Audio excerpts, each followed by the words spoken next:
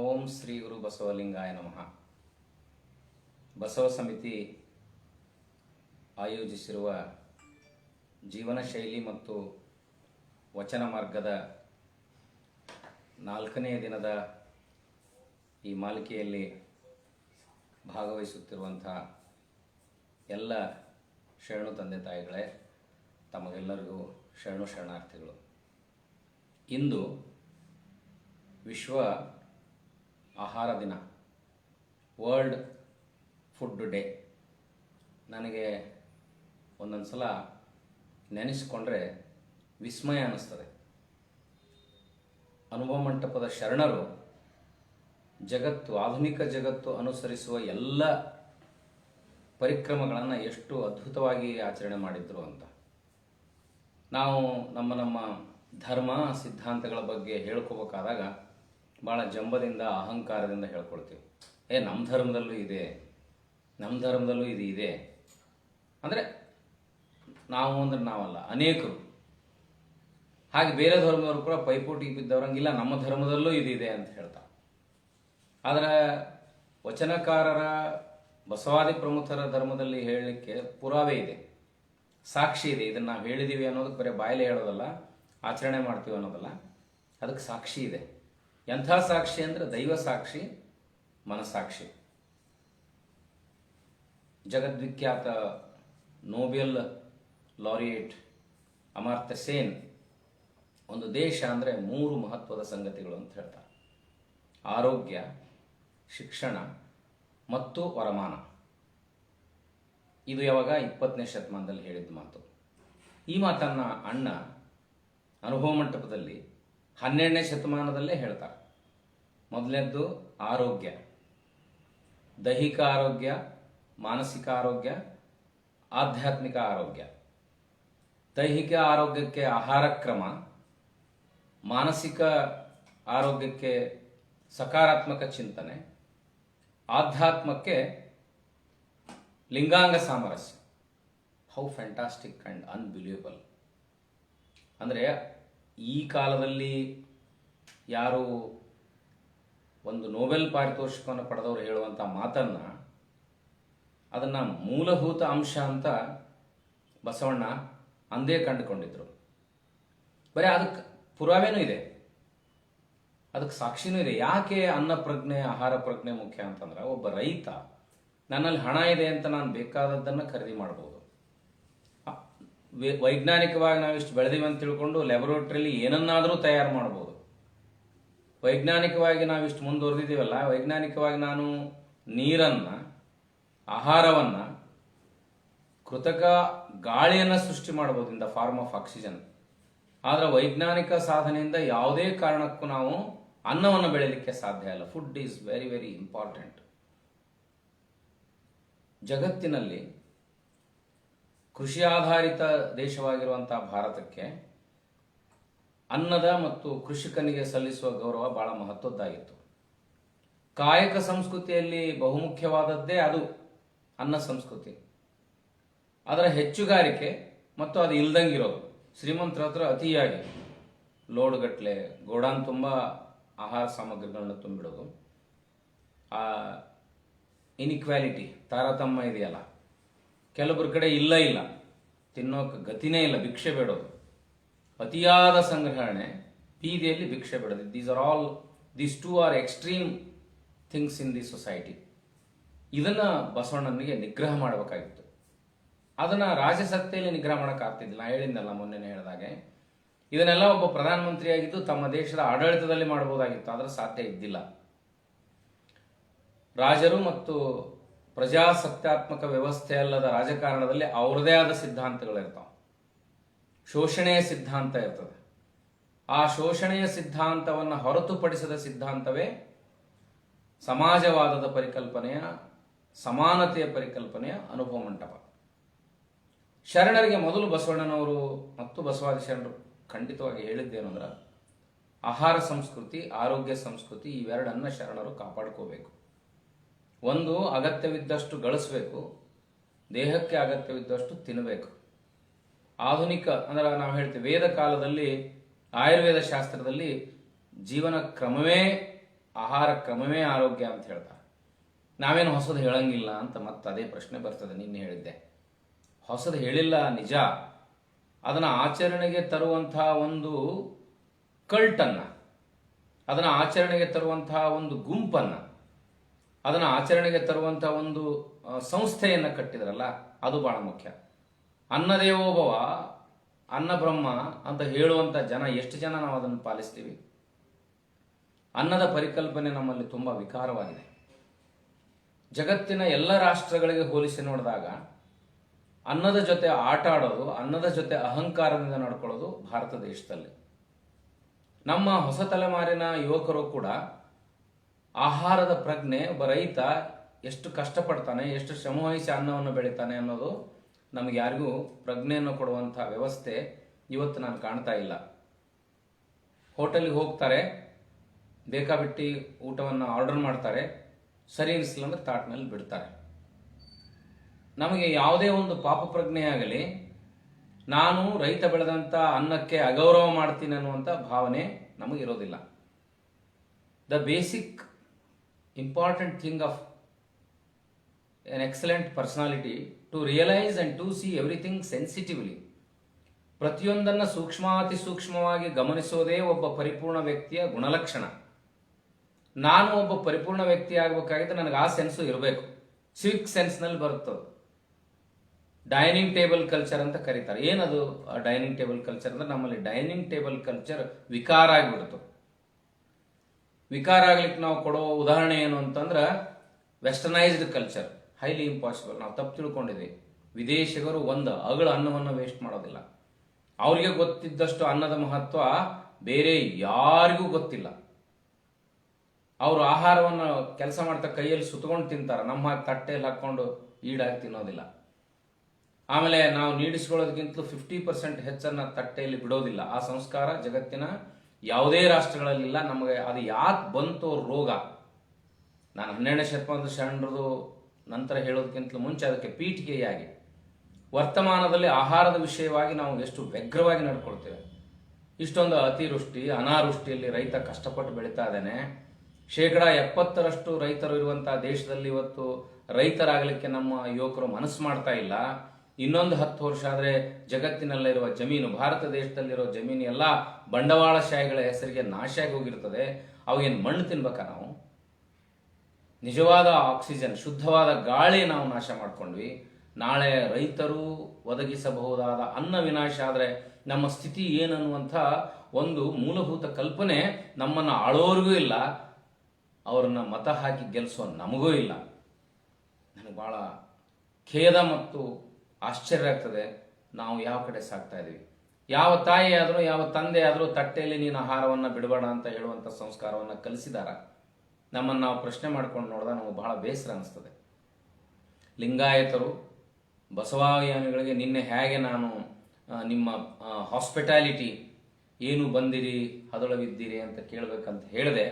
ಎರಡನೇದು ಮಹತ್ವವಾದ ನಮ್ಮ ಯುವಕರಿಗೆ ಕಲಿಸಲೇಬೇಕಾದದ್ದು. ನಾನು ನನ್ನ ತರಬೇತಿ ಸಂದರ್ಭದಲ್ಲಿ ಬರುವಂಥ ಎಲ್ಲ ಕಾಲೇಜಿನ ಯುವಕರಿಗೆ ಹೇಳ್ತೇನೆ, ಇವತ್ತಿನಿಂದ ನೀವು ತಟ್ಟೆಯಲ್ಲಿ ಆಹಾರವನ್ನು ಬಿಡೋದಿಲ್ಲ ಅನ್ನುವಂಥ ಒಂದು ಸಂಕಲ್ಪವನ್ನು ಮಾಡ್ರಿ.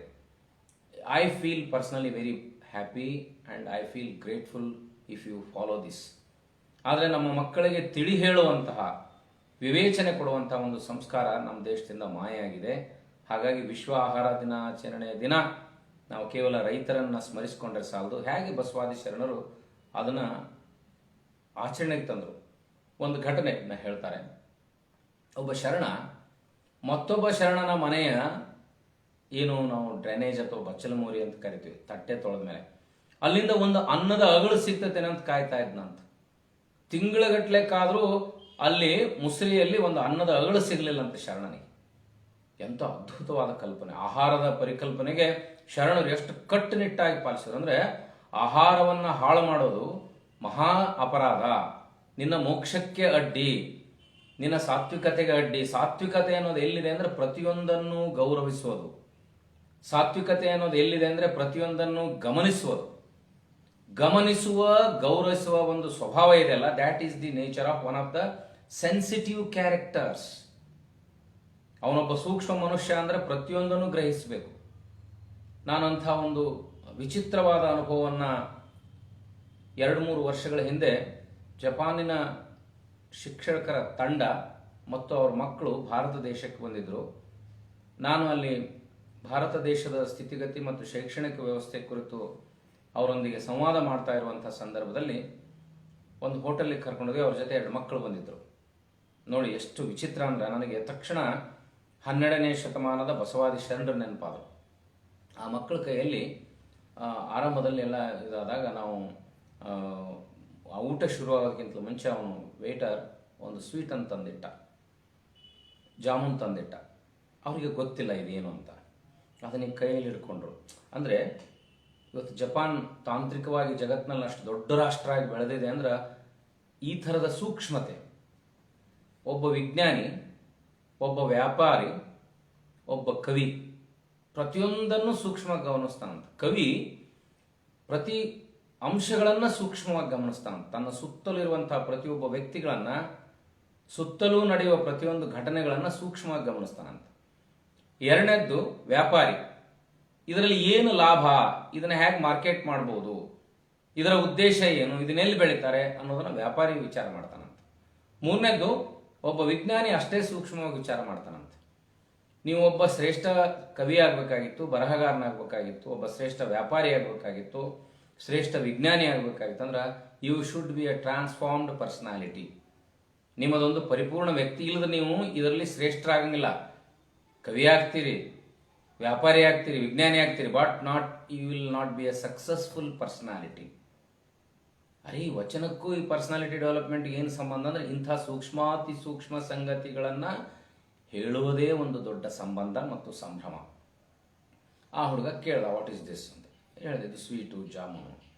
ಅವನ ಪ್ರಶ್ನೆ ಏನಂದ್ರೆ ಇದನ್ನು ಎಲ್ಲಿ ಬೆಳೀತಾರೆ, ಇದನ್ನು ಹೇಗೆ ಬೆಳೀತಾರೆ, ಇದನ್ನು ರೈತ ಹೇಗೆ ಹೊಲದಲ್ಲಿ ಬೆಳಿತಾನೆ, ಎಲ್ಲಿ ಬೆಳಿತಾನೆ, ಇದರಲ್ಲಿರುವಂಥ ರಾ ಮಟೀರಿಯಲ್ ಏನು. ನನಗೂ ಕನ್ಫ್ಯೂಸ್ ಆಯಿತು. ಜಾಮೂನು ಎದರಲ್ಲಿಂದ ಮಾಡ್ತಾರೆ ಅಂತ ನನಗೂ ಯಾಕೋ ಕನ್ಫ್ಯೂಸ್ ಆಯಿತು. ಎಲ್ಲ ಮೈದಾ ಹಿಟ್ಲೆ ಮಾಡ್ತಾರೆ, and that is maida is prepared by wheat and it is with a sweets, sugar, ಕಬ್ಬು ಇವೆರಡಲ್ಲ.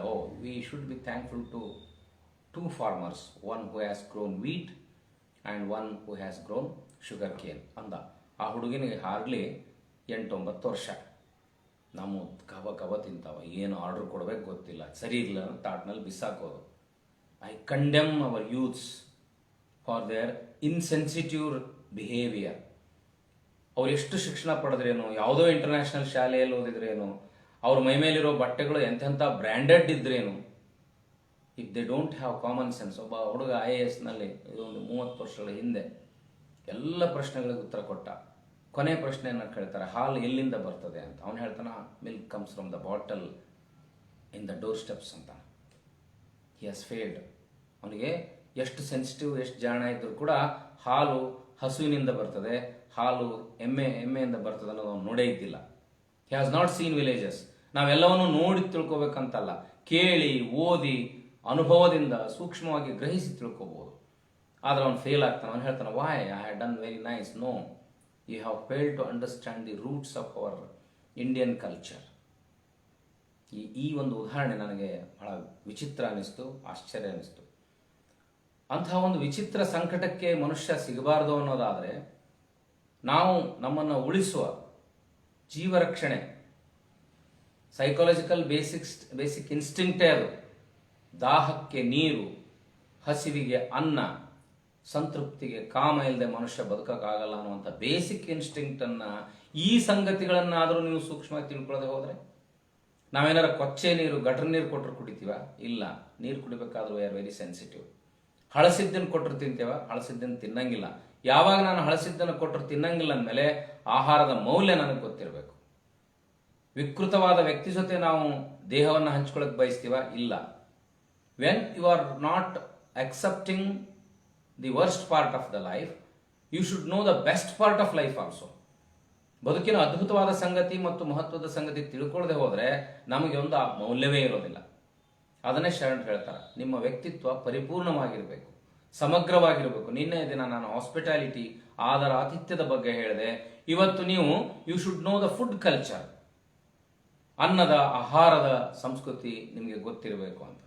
ಆ ಹುಡುಗ ಜಾಮೂನ್ ತಿನ್ನೋ ಮುಂದೆ ಏನೋ ಹೇಳ್ದ. ಏನು ಹೇಳ್ದ ಅಂದ್ರೆ ಇಟ ದಾಕಿ ಮಾಸು ಅಂದ. ಜಪಾನಿಯಲ್ಲಿ ಕಣ್ಣು ಮುಚ್ಕೊಂಡು ಇಟದಾಕಿ ಮಾಸು ಇಟದಾಕಿ ಮಾಸು ಅಂದ. ನಾನು ಅವ್ರ ತಂದೆ ಕೇಳಿದೆ, ಏನೋ ಅನ್ನಲ್ಲ ಈ ಹುಡುಗ ಅಂತ. ಅವನು ಹೇಳಿದ, ನೀವು ಭಾರತ ದೇಶದಲ್ಲಿ ಊಟ ಮಾಡೋ ಮುಂದೆ ಬೆಳೆದ ರೈತನಿಗೆ ಕೃತಜ್ಞತೆಗಳನ್ನು ಹೇಳಿ ಊಟ ಮಾಡ್ತಿರೋ ಹಂಗ ಮಾಡ್ತಿರೋ ಅಂತ ಕೇಳಿದಾಗ ನನಗೆ ಭಾಳ ಸಂಕೋಚ ಆಯಿತು. ಗಬಗಬ ತಿನ್ನೋದು ಬಿಟ್ಟು ನಮಗೇನು ಗೊತ್ತಿಲ್ಲ. ಆದರೆ ಒಬ್ಬ ನಿಜವಾದ ಲಿಂಗಾಯತನಿಗೆ, ಒಬ್ಬ ನಿಜವಾದ ಬಸವ ಪ್ರಜ್ಞೆ ಇರುವಂಥ, ಬಸವ ಸಂಸ್ಕೃತಿಯ ಪರಿಕಲ್ಪನೆ ಇರುವಂಥ ಜನ ಮುಂದೆ ಆಹಾರವನ್ನು ಇಟ್ಟರೆ ಹಾಗೆ ತಿನ್ನೋದಿಲ್ಲ. ನಾನು ಅದನ್ನು ನನ್ನ ಬಾಲ್ಯದಲ್ಲಿ ಇಲ್ಕಲ್ ಮಠದಲ್ಲಿ ನೋಡಿದ್ದೆ. ನಾನು ನಿನ್ನೆ ಬೇಲಿ ಮಠದ ಅಪ್ಪುಗಳ ಜೊತೆ ಚರ್ಚೆ ಮಾಡಬೇಕಾದ ಹೇಳಿದೆ, ಕರ್ನಾಟಕದಲ್ಲಿ, ಅದರಲ್ಲೂ ವಿಶೇಷವಾಗಿ ಭಾರತದಲ್ಲಿ ಬಸವ ಪ್ರಜ್ಞೆ ಇಟ್ಟುಕೊಂಡು ಬಸವ ಪ್ರಜ್ಞೆಗಾಗಿಯೇ ತಮ್ಮ ಇಡೀ ಬದುಕನ್ನು ತೆಗೆದಂಥ ವ್ಯಕ್ತಿ ಅಂದರೆ ಇಲ್ಕಲ್ಲಿನ ಪರಮ ಪೂಜ್ಯ ಮಹಂತಪ್ಪುಗಳು. ಅವರ ಸಂಪರ್ಕ ನನಗೆ 80ನೇ ಇಸ್ವಿಯಿಂದನೇ ಇತ್ತು.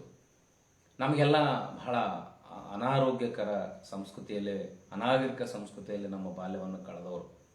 ನಮಗೇನು ಗೊತ್ತು, ತಿಂದರೆ ಕೊಟ್ಟು ತಿನ್ನೋದು. ಅವ್ರು ಇದ್ದಾಗ ಅವರು ಒಂದು ತಟ್ಟೆಯಲ್ಲಿ ಉಂಡಿ ರೊಟ್ಟಿ ಎಲ್ಲ ಹಾಕಿದ್ರು, ನಾವು ಹಿಂಗೆ ತಿನ್ನೋಕೋದು, ಏಯ್ ಹಾಗೆಲ್ಲ ತಿನ್ನಬಾರ್ದು ಅವರು. ಮತ್ತು ಏನು ಮಾಡ್ಬೇಕ್ರಿ?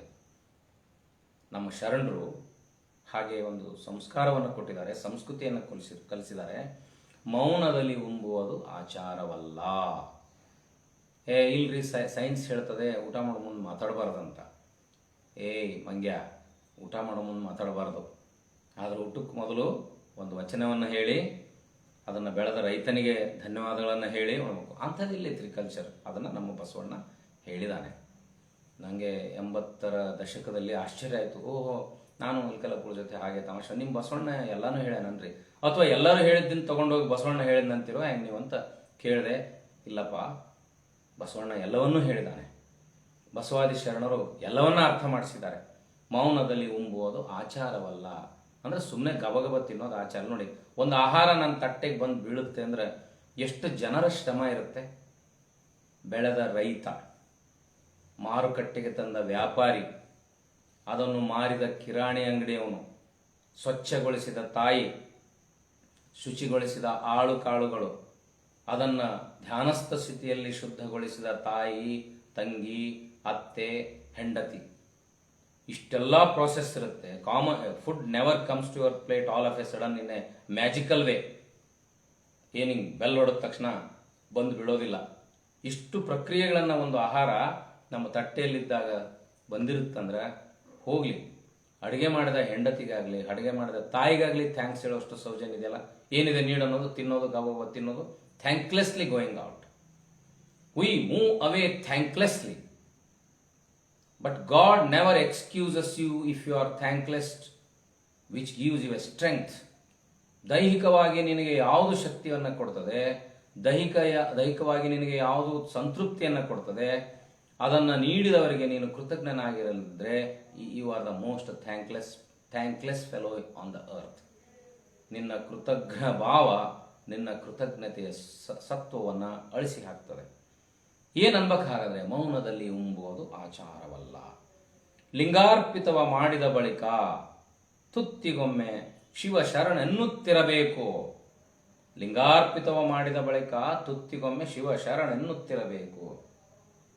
ಕರ್ಣ ವೃತ್ತಿಗಳು ಅಡಗುವವು ಕೂಡಲ ಸಂಗಮ ದೇವನ ನೆನೆಯುತ್ತ ಉಂಡಡೆ. ಈ ವಚನವನ್ನು ಸಾಮೂಹಿಕವಾಗಿ ಹೇಳಿ ಮತ್ತೊಮ್ಮೆ ತಟ್ಟೆಗೆ ನಮಸ್ಕಾರ ಮಾಡಿ ಆಹಾರವನ್ನು ಸ್ವೀಕಾರ ಮಾಡಬೇಕು. ಅದಕ್ಕೆ ಅವರು ಆಹಾರ ಅಂತ ಕರೀಲಿಲ್ಲ, ಪ್ರಸಾದ ಅಂತ ಕರೆದರು. ಪ್ರಸಾದ ಸಂಸ್ಕೃತಿ ಅತ್ಯಂತ ಮಹತ್ವವಾದ ಸಂಸ್ಕೃತಿ. ಪ್ರಸಾದ ಸಂಸ್ಕೃತಿ ಕಾಯಕ, ದಾಸೋಹ, ಎರಡನೇದು ದಾಸೋಹ, ಮೂರನೇದು ಇಷ್ಟಲಿಂಗ. ನೋಡ್ರಿ, ಮೊದಲೇ ಇಷ್ಟಲಿಂಗ ಅಲ್ಲ, ವರ್ಕ್ ಈಸ್ ವರ್ಷಿಪ್ ಅಂತ. Worshipping it should not become work. ದೇವರ ಆರಾಧನೆ ಮಾಡೋದು ಒಂದು ಕೆಲಸ ಆಗಬಾರ್ದು. ಅದಕ್ಕೆ ಮೂರನೇ ಪ್ರಿಯಾರಿಟಿ. ಮೊದಲನೇ ಪ್ರಿಯಾರಿಟಿ ವರ್ಕ್, ಎರಡನೇ ಪ್ರಿಯಾರಿಟಿ ಪ್ರಸಾದ. ದುಡಿಬೇಕು, ಶ್ರಮಪಟ್ಟು ದುಡಿಬೇಕು, ಮತ್ತೊಬ್ಬರ ಮುಂದೆ ಭಿಕ್ಷೆ ಬೇಡಬಾರ್ದು. ಯಾರು ಅಸಹಾಯಕರಿದ್ದಾರೆ, ಯಾರು ಸಮಾಜದಲ್ಲಿ ಬಡವರಿದ್ದಾರೆ, ಯಾರು ಆಹಾರವನ್ನು ಉತ್ಪಾದನೆ ಮಾಡಲಿಕ್ಕೆ ಸಾಮರ್ಥ್ಯ ಇಲ್ಲ, ಅಂಥವರಿಗೆ ಅನ್ನವನ್ನು ಹಂಚಿಕೊಂಡು ತಿನ್ನಬೇಕು. ಈ ಕಲ್ಪನೆ ಜಗತ್ತಿನ ಯಾವುದೇ ಧರ್ಮದಲ್ಲಿ ಬರಲಿಲ್ಲ. ಜೈನರು ಅದನ್ನು ಭಾಳ ಅದ್ಭುತವಾಗಿ ಪಾಲಿಸ್ತಾರೆ. ಜೈನ ಸನ್ಯಾಸಿ ಆದವನು ಮೈ ಮೇಲೆ ಬಟ್ಟೆ ಹಾಕೋದಿಲ್ಲ, ಆಹಾರವನ್ನು ಭಿಕ್ಷೆ ಬೇಡಿ ಅಂಗೈಯಲ್ಲಿ ತಿಂತಾರೆ. That is the most role model religion in the world. ಅದು ನಿಜವಾದ ಒಂದು ತ್ಯಾಗ, ನಿಜವಾದ ಒಂದು ಸನ್ಯಾಸದ ಸಂಕೇತ. ಆದರೆ ಬಸವಣ್ಣನವರು ಆ ಸಾವಿರಾರು ವರ್ಷಗಳಿಂದ ಜೈನ ಧರ್ಮದ ಆಚರಣೆ 12ನೇ ಶತಮಾನದಲ್ಲಿ ಸಾಧ್ಯ ಇಲ್ಲ ಅಂತ ಗೊತ್ತಾಗಿ ಅಷ್ಟು ನಿಷ್ಠುರವಾದ ಕಟ್ಟುಪಾಡುಗಳನ್ನು ತರಲಿಲ್ಲ. ಒಬ್ಬ ಸಂಸಾರಿಗೆ, ಒಬ್ಬ ವ್ಯಕ್ತಿಗೆ ಸಾಧ್ಯವಾದದ್ದನ್ನು ನಾವು ಎಲ್ಲಿ ಫೇಲ್ ಆಗ್ತೀವಿ ಅಂದರೆ, ಅತಿ ಹೆಚ್ಚು ನಿಯಮಗಳನ್ನು ರೂಪಿಸಿದ್ರೆ ನಾವು ಸಕ್ಸಸ್ ಆಗಲ್ಲ. ಇದು ಮೌನದಲ್ಲಿ ಉಂಬುವುದು ಆಚಾರವಲ್ಲ ಅಂತ ಒಂದು ಸಾಲರ ಅನ್ನಂದ್ರೆ ನಮ್ಮ ಮಕ್ಕಳು ಊಟ ಮಾಡ್ತಾರೆ, ಇಡೀ ವಚನ ಹೇಳಂದ್ರೆ ಅವ್ರು ಕೇಳಲ್ಲ. ಅಥವಾ ಆ ಸಂಸ್ಕೃತಿಯನ್ನು ನಾವು ಒತ್ತಾಯದಿಂದ ಕಲಿಸ್ಬೇಕು. ಅಟ್ಲೀಸ್ಟ್ ಕಣ್ಣು ಮುಚ್ಚಿ ನಮಸ್ಕಾರ ಮಾಡಿ ಆದರೂ ತಿನ್ನು ಅಂತ ಹೇಳಬೇಕು. ತಟ್ಟೆಯಲ್ಲಿ ಒಂದು ಅಗಳನ್ನು ಬಿಡಬಾರ್ದು ಅಂತ ಹೇಳಬೇಕು. ಅಕಸ್ಮಾತ್ ತಟ್ಟೆಯಲ್ಲಿ ನಮ್ಮ ಮಕ್ಕಳು ಆಹಾರವನ್ನು ಬಿಟ್ಟರೆ ಅವರಿಗೆ ರಾತ್ರಿ ಊಟ ಕೊಡಬಾರ್ದು. ಅಂತಹ ಒಂದು ನಿರ್ದಾಕ್ಷಿಣ್ಯವಾದ ನಿಲುವು ನಮ್ಮ ಪಾಲಕರದಾಗಬೇಕು. ಅದರಲ್ಲೂ ವಿಶೇಷವಾಗಿ ನೀವು ಹಣೆ ಮೇಲೆ ಭಸ್ಮ ಧರಿಸಿದ ಬಸವ ಪ್ರಜ್ಞೆಯನ್ನು ಉಳ್ಳವರಾದರೆ ದಯವಿಟ್ಟು ನಾಳೆಯಿಂದ ಇದನ್ನು ಆಚರಣೆ ಮಾಡ್ತೀರಿ ಅಂತ ನಾನು ತುಂಬ ವಿಶ್ವಾಸದಿಂದ ನಂಬಿದ್ದೇನೆ. ನನ್ನ ಮನೆಯಲ್ಲಿ, ನಮ್ಮ ಮನೆಗಳಲ್ಲಿ ಇದನ್ನು ಜಾರಿಗೆ ತರಲಿಕ್ಕೆ 10-20 ವರ್ಷ ಆಯಿತು. ಇಲ್ಕಲಪ್ಪಳು ಸಂಪರ್ಕ ಇತ್ತು. ಅವ್ರು ಭಾಳ ಕಠಿಣವಾಗಿ ಹೇಳ್ತಾ ಇದ್ರು. ತಟ್ಟೆಯಲ್ಲಿ ನಮ್ದು ಊಟ ಆಗೋತನ ಎದುರಿಗೆ ನಿಲ್ತಾ ಇದ್ರು. ಒಂದಗಳು ಬಿಟ್ರೆ, ಶರಣರೇ, ಅದು ನಾನು ಬಾಲಕ ಇದ್ದಾಗಲ್ಲ, ಅವರ ಮಠಕ್ಕೆ ಅತಿಥಿಯಾಗಿದ್ದಾಗೂ ನಾನು ಯಾವುದರ ಪಲ್ಯ ಬಿಟ್ಟರೆ ಅದನ್ನು ತಿನ್ನು. ಅದು ಇಲ್ಲ, ನಂಗೆ ಇಷ್ಟ ಆಗಲಿಲ್ಲ ಅಂದ್ರೆ ತಿನ್ನು. ಕರಿಬೇವು ತೆಗೆದೆ ಅದನ್ನು ತಿನ್ನು, ಕೊತ್ತಂಬರಿ ತೆಗೆದೆ, ಮೆಣಸಿನ್ಕಾಯಿ ತೆಗೆದೆ, ಇಲ್ಲ ತಿನ್ನೋದನ್ನು, ನುಂಗದನ್ನು, ನೀರು ಕುಡಿದು ನುಂಗು. ನನಗೆ ಆಶ್ಚರ್ಯ ಆಗ್ತಿತ್ತು, ಏನು ಜಿಗಿಟಿದಾರಲ್ಲ ಇಲ್ಕಲಪ್ಪಗಳು ಅಂತ. ಆದರೆ ಈಗ ಒಂದು ತಿಳುವಳಿಕೆ ಬಂದ ಮೇಲೆ ನನಗನ್ನಿಸ್ತದೆ, ಇವತ್ತು ಆಹಾರದ ಕೊರತೆ, ಈ ತಲ್ಲಣಗಳು ಅಮೇರಿಕ ಆಹಾರಕ್ಕೆ ಭಾರತದ ಮೇಲೆ, ಭಾರತದಂಥ ರಾಷ್ಟ್ರಗಳ ಮೇಲೆ ಡಿಪೆಂಡ್ ಆಗಿದೆ. ಅಲ್ಲಿ ಏನೂ ಬೆಳೆಯೋದೇ ಇಲ್ಲ. ಅವರೆಷ್ಟು ಶ್ರೀಮಂತ ರಾಷ್ಟ್ರ ಇದ್ರೂ ನಮ್ಮಂಥ ರಾಷ್ಟ್ರಗಳಿಗೆ ಗೌರವ ಕೊಡಲಿಕ್ಕೆ ಅದು ಮೂಲ ಉದ್ದೇಶ. ಕರ್ಣ ವೃತ್ತಿಗಳು ಅಡಗುವವು ಅಂದರೆ ಆಹಾರ ಸರಿಯಾಗಿ ಪಚನ ಆಗಿ ಯಾವುದೇ ದೋಷ ನಿನ್ನಲ್ಲಿ ಉಳಿಬಾರದಾಗಿತ್ತು ಅಂದರೆ ನೀನು ಈ ರೀತಿ ಒಂದು ಗೌರವವನ್ನು ಸಲ್ಲಿಸೋದ್ರ ಮೂಲಕ ಕೂಡಲ ಸಂಗಮ ದೇವನ ನೆನೆಯುತ್ತ ಉಂಡಡೆ ಅಂತ ಹೇಳೋ ವಚನ ಇದೆಯಲ್ಲ, ಇದು ನಾಳೆಯಿಂದ ನಮ್ಮ ವೇದವಾಕ್ಯ ಆಗಬೇಕು. ಆಹಾರ ದಿನ ಇದ್ದಾಗ ಆಹಾರ ದಿನಕ್ಕೆ ಥ್ಯಾಂಕ್ಸ್ ಹೇಳೋದು, ಪಾಲಕರ ದಿನ ಇದ್ದಾಗ ಪಾಲಕರಿಗೆ ಥ್ಯಾಂಕ್ಸ್ ಹೇಳೋದು, ಪ್ರೇಮಿಗಳ ದಿನ ಇದ್ದಾಗ ಪ್ರೇಮಿಗಳಿಗೆ ಥ್ಯಾಂಕ್ಸ್ ಹೇಳೋದು ನಮ್ಮ ಸಂಸ್ಕಾರ ಆಗಬೇಕು. It should be our consciousness. That should be our regular consciousness for each and every moment of our life. ನಮ್ಮ ಬದುಕಿನ ಪ್ರತಿ ಕ್ಷಣಕ್ಕೆ ಆ ರೀತಿಯ ಒಂದು ಸಹಸ್ಪಂದನೆ, ಭಾವತೀವ್ರತೆ, ನಮ್ಮಲ್ಲಿ ವಿನಯ ಅನ್ನೋದು ಸಹಜವಾಗಿ ಬರಬೇಕು. ಎಂಥ ವಿನಯ ಅಂದ್ರೆ ಸದುವಿನಯ. ಎಂಥ ವಿನಯ, ಎಂಥ ಸದುವಿನಯ ಅಂದ್ರೆ ಬಸವನ ಸದುವಿನಯ.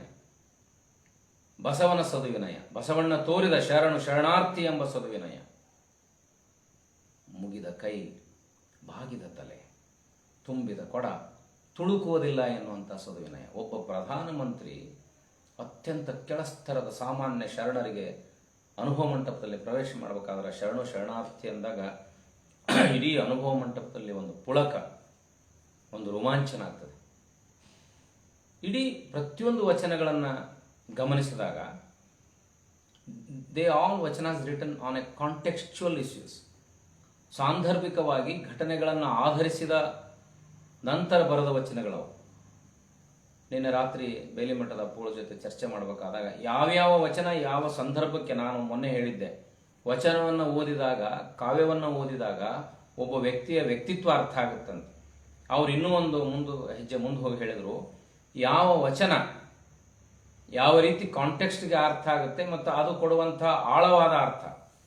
ನಾನು ನಿನ್ನೆ ಮೈಸಿರಿ ಅನ್ನುವಂಥ ಪದವನ್ನು ಐಸಿರಿ ಅನ್ನೋದ್ರ ಬದಲು ಮೈಸಿರಿ ಅಂತ ಓದೋ ಮುಂದೆ ತಪ್ಪು ಓದಿದ್ದೆ. ಅದನ್ನು ಪೂಜ್ಯರು ತಕ್ಷಣ ಗಮನಿಸಿ ಹೇಳಿದರು, ಅಲ್ಲಿ ಐಸಿರಿ ಸಂಪತ್ತು ಅಂತ. ನಾನು ಅತ್ಯಂತ ಸದು ವಿನಯದಿಂದ ಅವರ ಹೇಳಿಕೆಯನ್ನು ಒಪ್ಕೊಳ್ತೇನೆ. ಯಾಕಂದರೆ ವಚನಗಳು ಬಹಳ ಸಣ್ಣವಿರ್ತಾವ ಅಂತ ಉಪೇಕ್ಷೆ ಮಾಡ್ತೀವಿ ನಾವು. ಆದರೆ ಒಂದು ಪದ ಸ್ಟಕ್ ಆಯಿತು ಅಂದ್ರೆ ಆ ಮೈಸಿರಿ ಐಸಿರಿಗಿರುವಂಥ, ನಾ ಮೈಸಿರಿ ಹೇಗೆ ಇಂಟರ್ಪ್ರಿಟ್ ಮಾಡಿದೆ ಅಂದ್ರೆ ಕೊಬ್ಬು, ವ್ಯಕ್ತಿಯ ಅಹಂಕಾರ, ಚರ್ಬಿ ಅಂತಾರೆ. ಹಾಗೆ ಅರ್ಥೈಸ್ಕೊಂಡೆ. ಇಲ್ಲ, ಮೈಸಿರಿ ಅಲ್ಲ, ಐಸಿರಿ. ಅದು ನಿಮ್ಮ ಮೈಸಿರಿ ಅಲ್ಲ, ನಿಮ್ಮ ಐಸಿರಿ. ಅದ ತಕ್ಷಣ ಅವರು ನೋಟಿಫಿಕೇಶನಲ್ಲಿ ಹಾಕಿದಾಗ ನಮ್ಗೆ ಖುಷಿ ಆಯಿತು. ಸುಮ್ಮನೆ ಈಸಿಯಾಗಿ ಯಾವ್ದಾರ ಪೊಯೆಟ್ರಿ ಅರ್ಥ ಮಾಡ್ಕೊಳ್ತೀನಿ ಅಂತಲ್ಲ, ಪೊಯೆಟ್ರಿಯ ಕಾಂಟೆಕ್ಸ್ಟ್, ಅಂಥ ಅದ್ಭುತವಾದ ಸಾಹಿತ್ಯವನ್ನು ನಮ್ಮ ಶರಣರು ಬರೆದ್ರು. ಹಾಗೆ ಈ ಮೌನದಲ್ಲಿ ಉಂಬುವ ಅದು ಆಚಾರವಲ್ಲ ಅನ್ನುವಂಥದ್ದು ಅವನು ಕೇಳ್ದ. ನಾನು ಜಪಾನೀಸ್ ಶಿಕ್ಷಣ ತಜ್ಞ ಕೇಳ್ದ, ನಿಮ್ಮಲ್ಲಿ ಏನಾದರೂ ಈ ಸಂಸ್ಕಾರ ಇದೆಯಾ? ನಾನು ಒಂದು ನಿಮಿಷ ವಿಚಲಿತನಾದೆ. ಯಾಕಂದ್ರೆ ಅಲ್ಲಿ ಸುತ್ತಲೂ ಹೋಟ್ಲಲ್ಲಿರೋರು ಯಾರು ತಂದ ತಕ್ಷಣ ಗಬಗಬ ತಿಂತಿದ್ರು. ನಮ್ಮಲ್ಲಿ ಇದೆ ಅಂತ ಹೇಳಿದ್ರೆ ಸುಳ್ಳು ಹೇಳ್ದಂಗಾಗುತ್ತೆ. ಇಲ್ಲ ಇಲ್ಲ ಅಂದ್ರೆ ಅವನಿಗೆ ಅವಮಾನ ಆಗುತ್ತೆ. ಈ ಇಂಟರ್ಪ್ರಿಟೇಷನ್ ಅಲ್ಲಿ ನಾನು ಸ್ವಲ್ಪ ಕನ್ಫ್ಯೂಷನ್ಗೆ ಬಿದ್ದು ಸುಮ್ಮನೆ ಆದೆ. ಆಮೇಲೆ ಹೇಳಿದೆ, ಇಲ್ಲ, it is there in some particular communities ಅಂತ ಹೇಳಿದೆ, where the people believe Basava philosophy. Basava ಫಿಲಾಸಫಿಯಲ್ಲಿ ನಂಬಿಕೆ ಇಟ್ಟವರು ನಾವು ಹಿಂಗೆ ಹೇಳ್ತೇವೆ, ಆದ್ರೆ ನಾವು ಹೇಳ್ತೇವೆ ನಮ್ಮ ಮಕ್ಕಳಿಗೆ ಕಲಿಸಿರಂಗಿಲ್ಲ ಅಂತ ಹೇಳಿದೆ. ನಾನು ಭಸ್ಮ ಹಚ್ತೇನೆ, ನನ್ನ ಮಕ್ಕಳಿಗೆ ಭಸ್ಮ ಹಚ್ಕೋ ಅಂತ ಹೇಳೋದಿಲ್ಲ. ಅವ್ರಿಗೆ ಕಾಸ್ಮೆಟಿಕ್ ಕೊಡಿಸ್ತೇವೆ, ಭಸ್ಮ ಹಚ್ಕೋ, ಅದರಿಂದ ಖುಷಿ ಆಗುತ್ತೆ ಅಂತ ನಾವು ಹೇಳೋದೇ ಇಲ್ಲ. ಯಾಕಂದ್ರೆ ನಾವೇನು ಮಾಡೀವಿ, ಇಂಗ್ಲೀಷ್ ಮೀಡಿಯಂ ಮತ್ತು ಕಾನ್ವೆಂಟ್ ಕಲ್ಚರ್ಗೆ ಮಕ್ಕಳನ್ನ ಕಳಿಸಿ ಅಲ್ಲಿ ಕಾನ್ವೆಂಟ್ಗೆ ಹೋಗೋ ಮಕ್ಕಳ ಹಣೆಗೆ ಭಸ್ಮ ಹಚ್ಚಿದ್ರೆ ಅದನ್ನ ಅವಮಾನ ಅಂತ ತಿಳ್ಕೊಳ್ತಾರೆ ಅನ್ನುವಂಥ ಒಂದು ಮಿಡ್ಲ್ ಕ್ಲಾಸ್ ಮೀಡಿಯಾಕರ್ ಥಾಟ್ ಪ್ರೊಸೆಸ್ಸನ್ನು ಅನೇಕ ಬಸವ ಜನಾಂಗದಲ್ಲಿ ಹುಟ್ಟಿದಂಥವರು ಲಿಂಗಾಯತರು ಆಚರಣೆ ಮಾಡೋದು ಶೇಮ್ ಆನ್ ಅವರ್ ಪಾರ್ಟ್. ನಿನ್ನ ಹಣೆಗೆ ವಿಭೂತಿ ಹಚ್ಚೋದ್ರಿಂದ ನಿನಗೆ ಅಗೌರವ ಬರುತ್ತೆ ಅಂತ ತಿಳ್ಕೊಳ್ಳೋದೇ ನಿನ್ನಷ್ಟು ಮೂರ್ಖರು ಯಾರಲ್ಲ. ಹಾಗಿದ್ರೆ ಮನಮೋಹನ್ ಸಿಂಗ್ರಂತಹ ಆಕ್ಸ್ಫೋರ್ಡ್ ವಿಶ್ವವಿದ್ಯಾಲಯದಲ್ಲಿ ಓದಿ ಬಂದಿರುವಂತಹ ನಮ್ಮ ಮಾಜಿ ಪ್ರಧಾನಿಗಳು ಮನಮೋಹನ್ ಸಿಂಗ್ ಅವರು ಆ ಸಿಖ್ ಸಂಸ್ಕೃತಿಯ ಪೇಟ ಯಾಕೆ ಸುತ್ತಬೇಕಾಗಿತ್ತು? ಕೂದಲು ತೆಗೆಸಿಡ್ಬೋದಾಗಿತ್ತಲ್ಲ. ಯಾರು ಧರ್ಮವನ್ನ, ಯಾರು ನಮ್ಮ ವ್ಯವಸ್ಥೆಯನ್ನು ಆಳವಾಗಿ ಅರ್ಥ ಮಾಡ್ಕೊಳ್ತಾರೆ, ನಾವ್ಯಾವತ್ತೂ ಸೂಪರ್ಫಿಷಿಯಲ್ ಆಗಿ ಮಾತಾಡೋದಿಲ್ಲ. ಬೆಂಗಳೂರಿನ ನನ್ನ ಅತ್ಯಂತ ಹಿರಿಯ ಮಾಧ್ಯಮ ಸ್ನೇಹಿತರೊಬ್ಬರು ನನ್ನನ್ನು ಒಂದು ಕಾರ್ಯಕ್ರಮಕ್ಕೆ ಕರ್ಕೊಂಡು ಹೋಗ್ಲಿಕ್ಕೆ ಬೆಳಗ್ಗೆ ಬಂದರು. ನಾನು ಯಥಾಸ್ಥಿತಿಯಲ್ಲಿ ನಾನೇನು ನಮ್ಮ ಅರವಿಂದ್ ಜತ್ತಿ ಅಣ್ಣವ್ರು ಹಾಗೆ ಅದ್ಭುತವಾದ ಶಿವಯೋಗದಲ್ಲಿ ಪರಿಣಿತಿ ಪಡೆದವನಲ್ಲ. ಶಿವಯೋಗ ನನ್ನ ಪಾಡಿಗೆ ಸುಮ್ಮನೆ ಲಿಂಗ ಪೂಜೆ ಅನ್ನೋದು ನನಗಿನ್ನೂ ಅಷ್ಟು ಸಾಧ್ಯ ಆಗಿಲ್ಲ. ನಾನು ಪ್ರಾಮಾಣಿಕವಾಗಿ ಒಪ್ಕೊಳ್ತೇನೆ. ಯಾಕಂದರೆ ಈ ಬಸವ ಸಮಿತಿಯ ಪ್ರೇಕ್ಷಕರು ಭಾಳ ಪ್ರಬುದ್ಧರು. ನೀವೇನಾದರೂ ನಾನು ಸುಳ್ಳು ಹೇಳಿದೆ ಮಾತಿನ ಭರದಲ್ಲಿ ಅಂದರೆ ಕ್ರಾಸ್ ಚೆಕ್ ಮಾಡುವಷ್ಟು ಸಾಮರ್ಥ್ಯ ಇದೆ ನಿಮಗೆ. ಹಾಗಾಗಿ ನಾನು ಸುಳ್ಳು ಹೇಳಂಗಿಲ್ಲ. ಆದರೆ ಜತ್ತಿ ಅಣ್ಣವರು ಕುಷ್ಟಿಯಲ್ಲಿ ಒಂದು ಕಾರ್ಯಕ್ರಮ ಮುಗಿಸ್ಕೊಂಡು ಬಂದಿದ್ವಿ. ಮಧ್ಯಾಹ್ನ ಪ್ರಸಾದ ವ್ಯವಸ್ಥೆ ಇತ್ತು. ಅವರು ಇಷ್ಟಲಿಂಗ ಮತ್ತು ಆ ಲಿಂಗಾಂಗ ಸಾಮರಸ್ಯದ ಬಗ್ಗೆ ಎಷ್ಟು ಅನನ್ಯ ಭಾವ ಅಂದ್ರೆ ಅವ್ರು ಮಧ್ಯಾಹ್ನ ಪೂಜೆ ಮಾಡಿಕೊಂಡು ನನ್ನ ಜೊತೆ ಪ್ರಸಾದ ತಗೊಂಡ್ರು. ನಾನೇನು ಮಾಡ್ಕೊಳ್ಳೇ ಇಲ್ಲ. ಅವರು ನನ್ನ ಕಡೆ ಪ್ರಶ್ನಾರ್ಥಕವಾಗಿ ನೋಡಿದ್ರು. ನಾನು ಅದರಲ್ಲಿ I am not expert in that, ನನಗಿನ್ನೂ ಅದು ದಕ್ಕಿಲ್ಲ, ನನಗಿನ್ನೂ ಅದ್ರ ಒಳಗೆ ಪ್ರವೇಶ ಮಾಡೋಕ್ಕಾಗಿಲ್ಲ ಅಂತ ನಾನು ಸತ್ಯವನ್ನು ಒಪ್ಕೊಂಡೆ. ಆಮೇಲೆ ಆ ಹುಡುಗ ಹೇಳ್ದ, that boy has told me. ಅವ್ನು ಮತ್ತೆ ಪ್ರಶ್ನೆ ಮಾಡ್ದ, ನಿಮ್ಮಲ್ಲಿದೆ ಅಂತ. ನಾನು ಹೇಳಿದೆ, ಒಂದು ಪರ್ಟಿಕ್ಯುಲರ್ ಧರ್ಮದಲ್ಲಿ ಅದು ಇದೆ, ಒಂದು ಧರ್ಮದಲ್ಲಿ ಅದು ಇದೆ, ನಾವು ಮೌನದಲ್ಲಿ ಉಂಬೋದು ಆಚಾರ. ಹಾಗಾದರೆ ಇಟಾದಾಕಿ ಮಾಸೋ ಅಂದರೆ ಏನು ಅಂತ ಕೇಳಿದೆ. ನಿಮ್ಮ ಜಪಾನಿ ಭಾಷೆಯಲ್ಲಿ ಇಟಾದಾಕಿ ಮಾಸೋ ಅಂದರೆ ಏನು? ಇದನ್ನು ನೀವು ಮಕ್ಕಳಿಗೆ ಹೆಂಗೆ ಕಲಿಸ್ತೀವಿ? ನಾವು ಮಕ್ಕಳಿಗೆ ಎರಡು ವಿಷಯಗಳನ್ನು ಗಂಭೀರವಾಗಿ ಕಲಿಸ್ತೀವಿ. ಒಂದು, ಒಬ್ಬ ವ್ಯಕ್ತಿ ಎದುರಿಗೆ ಬಂದರೆ ಹೀಗೆ ಬೋಯಿಂಗ್ ಕಲ್ಚರ್, ಬಾಗಿ ನಮಸ್ಕರಿಸಬೇಕು, ಬೋಯಿಂಗ್ ಕಲ್ಚರ್. ಭಾಳ ವಯಸ್ಸಿನಲ್ಲಿದ್ದರೆ ಸ್ವಲ್ಪ ಜಾಸ್ತಿ ಬಗ್ಗಬೇಕು.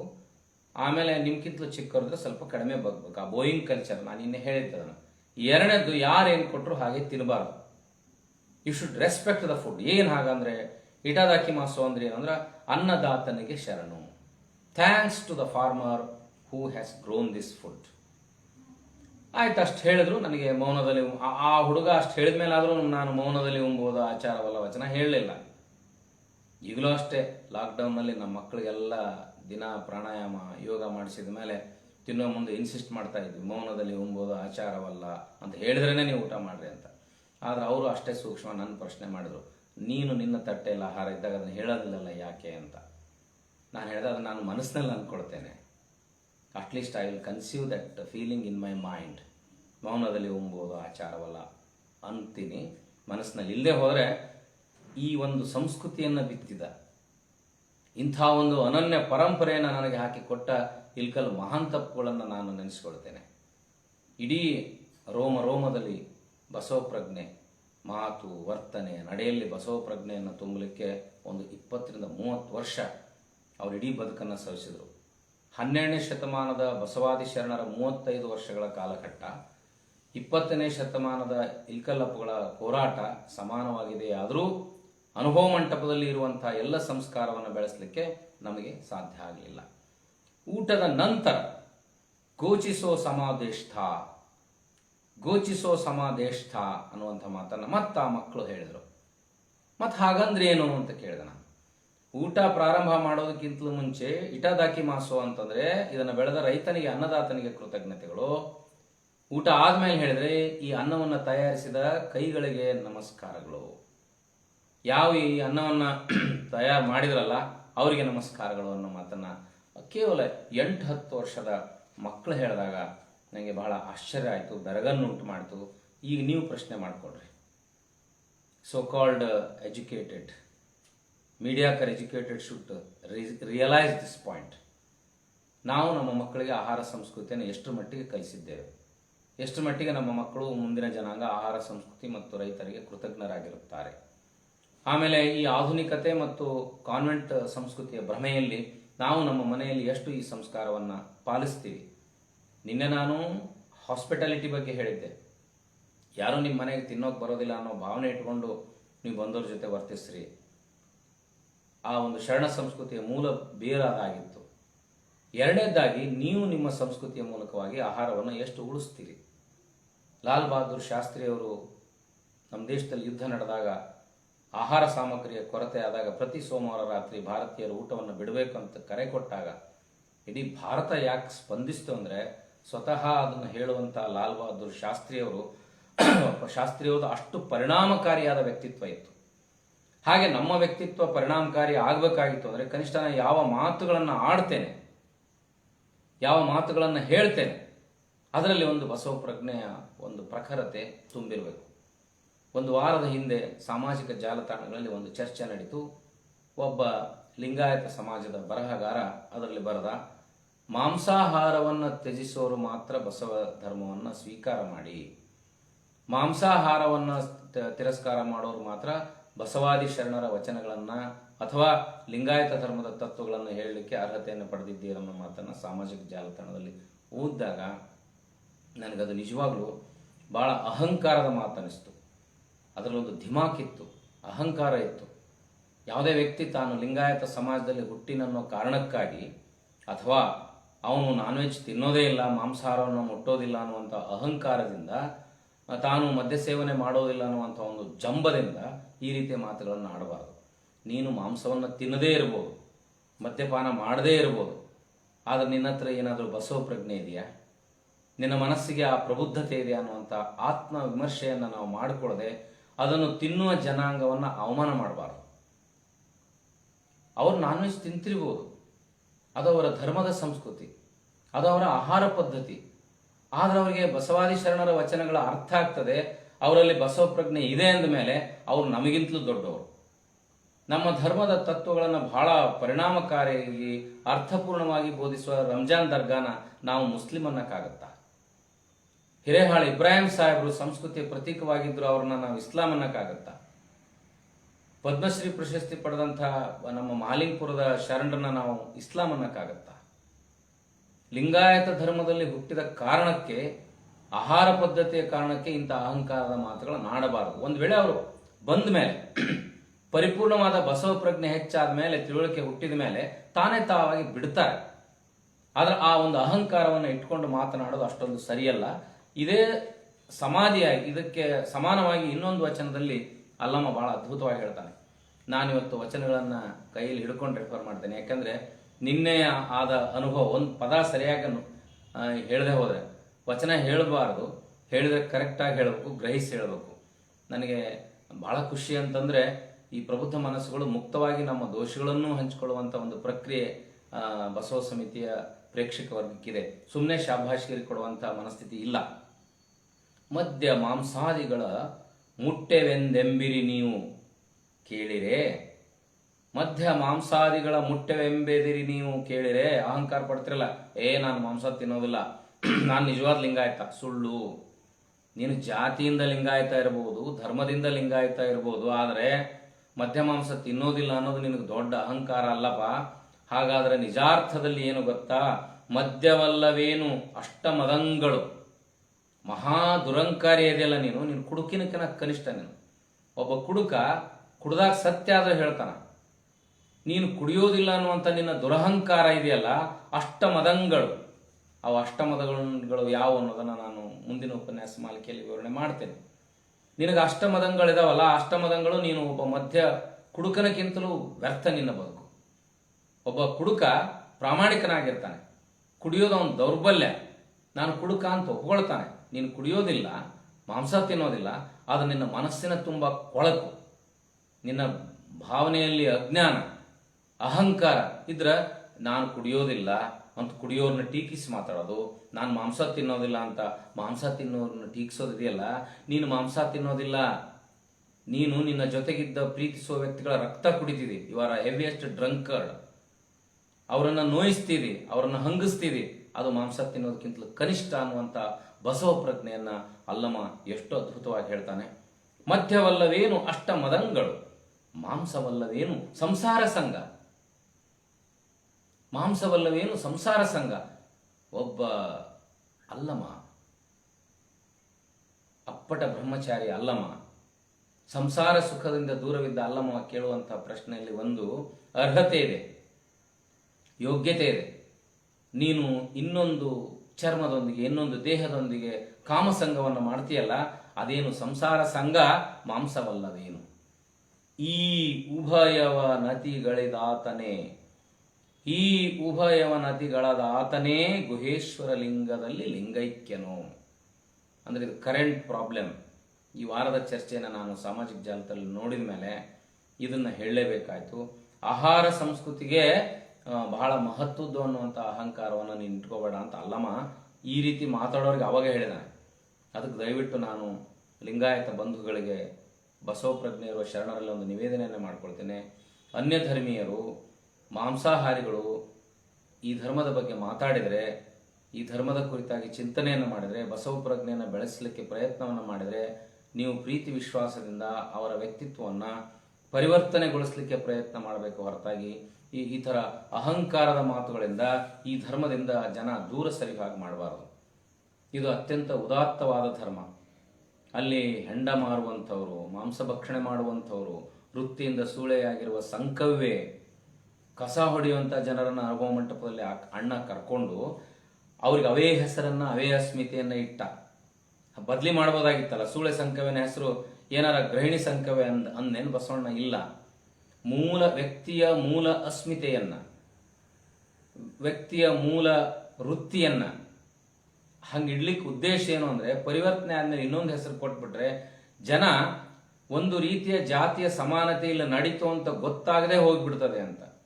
ಹೆಸರು ಬಿಡುವುದರಿಂದ, ಊರು ಬಿಡುವುದರಿಂದ, ದೇಶವನ್ನು ಬಿಡೋದ್ರಿಂದ ನಮ್ಮ ವ್ಯಕ್ತಿತ್ವ ಬದಲೇ ಆಗೋದಿಲ್ಲ. ನನಗಿನ್ನೂ ಹೆಮ್ಮೆ ಅನಿಸ್ತದೆ, ನಾವು ಈ ಭಾರತೀಯರಕ್ಕಿಂತಲೂ ನಮ್ಮ ಅನಿವಾಸಿ ಭಾರತೀಯ ಲಿಂಗಾಯತರು ಅದ್ಭುತವಾಗಿ ಲಿಂಗಾಯತ ಧರ್ಮವನ್ನು ಅರ್ಥ ಮಾಡ್ಕೊಳ್ತಾರೆ, ಬಸವ ಧರ್ಮವನ್ನು ಆಚರಣೆ ಮಾಡ್ಕೊಳ್ತಾರೆ. ಅಷ್ಟೇ ಯಾಕೆ, ಪಕ್ಕದ ಕೇರಳ ರಾಜ್ಯದಲ್ಲಿ ಅವರು ಮೀನನ್ನು ತಿಂತಾರೆ ಲಿಂಗಾಯತರು. 20 ಲಕ್ಷದಷ್ಟು ಲಿಂಗಾಯತರಿದ್ದಾರೆ, ವೀರಶೈವರಿದ್ದಾರೆ, ಅವ್ರು ಮೀನು ತಿಂತಾರೆ. ಹಾಗಂತ ನಾವು ಅವ್ರನ್ನ ಅತಿಗಳೆಯಲಿಕ್ಕಾಗಿಲ್ಲ. ಅವ್ರು ಕೇಳುವ ಪ್ರಶ್ನೆಗಳಿಗೆ ಉತ್ತರ ಕೊಡೋದೇ ಕಷ್ಟ ಆಯ್ತು ನನಗೆ. ಅವರು ತ್ರಿವೇಂದ್ರಂನಲ್ಲಿ ಒಂದು ಸಭೆಯಲ್ಲಿ ನನಗೆ ಒಂದು ಪ್ರಶ್ನೆಯನ್ನು ಕೇಳಿದಾಗ ನನಗೆ ಮುಜುಗರ ಆಯಿತು. ಹೌದು, ಬಸವಣ್ಣನನ್ನ ವಿಶ್ವಮಾನವ ಅಂತೀರಿ, ವಿಶ್ವದ ಜಗದ್ಗುರು ಅಂತೀರಿ. ನಾವು ಒಂದ್ಸಲ ಪ್ರವಾಸದಲ್ಲಿ ಕರ್ನಾಟಕಕ್ಕೆ ಬಂದಿದ್ವಿ, ಅನೇಕ ಮಠಗಳನ್ನ ಭೇಟಿ ಕೊಟ್ವಿ, ಎಲ್ಲೂ ಬಸವಣ್ಣನ ಫೋಟೋ ಗದ್ದಿಗೆಯಲ್ಲಿ ಇರಲಿಲ್ಲ. ಸ್ವಾಮಿಗಳು ಕೂಡುವಂತಹ ಜಾಗದಲ್ಲಿ ಮೇಲೆ ಬಸವಣ್ಣನ ಫೋಟೋ ಇರಬೇಕಾಗಿತ್ತು, ಇರಲಿಲ್ಲ. ಮತ್ತು ಬಸವಣ್ಣನಿಗಿಂತಲೂ ದೊಡ್ಡವರೇನು ನೀವು? ಬಸವಣ್ಣನಿಗಿಂತಲೂ ದೊಡ್ಡದಾದ ದೇವರು ಕರ್ನಾಟಕದಲ್ಲಿ ಯಾವುದಿದೆ ಅಂತ ಕೇಳಿದಾಗ I was shocked. I had no answer to give. ನಾವು ನಮ್ಮ ಪರಂಪರೆ, ನಮ್ಮ ಪೀಠ, ನಮ್ಮ ಸ್ವಾಮಿಗಳು, ನಮ್ಮ ಪುರಾತನರನ್ನೇ ಪ್ರೊಜೆಕ್ಟ್ ಮಾಡಲಿಕ್ಕೆ ಪ್ರಯತ್ನ ಮಾಡ್ತೀವಿ ಹೊರತಾಗಿ ಆ ರೀತಿಯ ಪ್ರಯತ್ನವನ್ನು ಮೊದಲು ಆರಂಭ ಮಾಡಿದವರು ಕರ್ನಾಟಕದಲ್ಲಿ ಕೇವಲ 2 ಸ್ವಾಮಿಗಳು. ಮೊದಲೇ ದಿಲ್ಕಲಪ್ಪಗಳು, ಆಮೇಲೆ ಗದಗಿನ ಹಿಂದಿನ ಜಗದ್ಗುರುಳಾದ ತೋಂಟದಾರ್ಯ ಮಹಾಸ್ವಾಮಿಗಳು.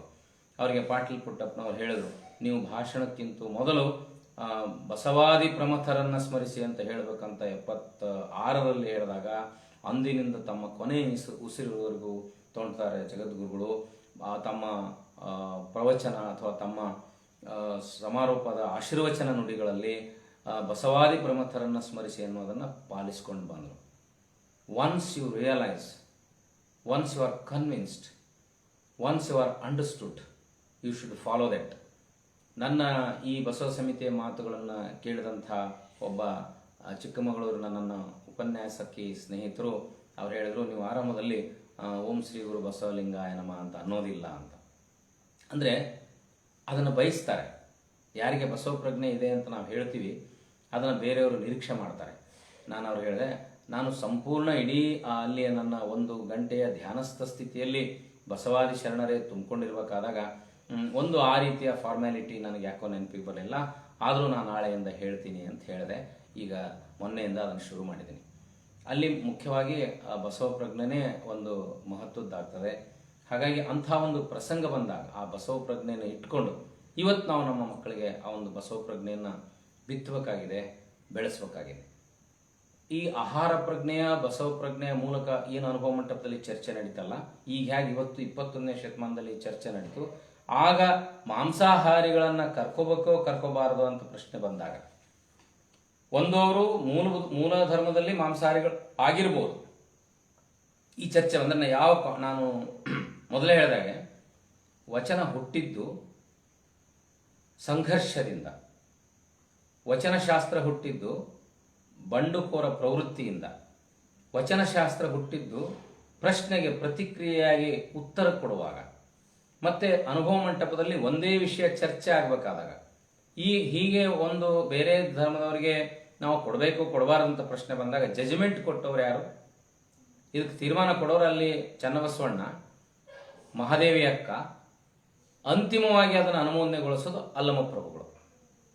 ಪೀಠಾಧಿಪತಿ ಅಲ್ಲಮಪ್ರಭು ಈ ವಚನವನ್ನು ಆ ಸಂದರ್ಭದಲ್ಲಿ ಬರೆದ್ರು ಅನ್ನೋದನ್ನು ನಮ್ಗೆ ವಚನ ಓದ್ದಾಗ ಗೊತ್ತಾಗುತ್ತೆ. ಪ್ರತಿ ವಚನಕ್ಕೆ ಒಂದು ಕಾಲ್ಪನಿಕ ಇರಬಹುದಾದ ಸರಿಯಾದ ಕಾರಣವನ್ನು ಹುಡುಕುವಂತಹ ಶಕ್ತಿ ವಚನವನ್ನು ಓದುವ, ವಚನವನ್ನು ಅಭಿವ್ಯಕ್ತಿಸುವ, ವಚನವನ್ನು ಮನನ ಮಾಡುವ ಜನರಿಗೆ ಗೊತ್ತಿರಬೇಕು.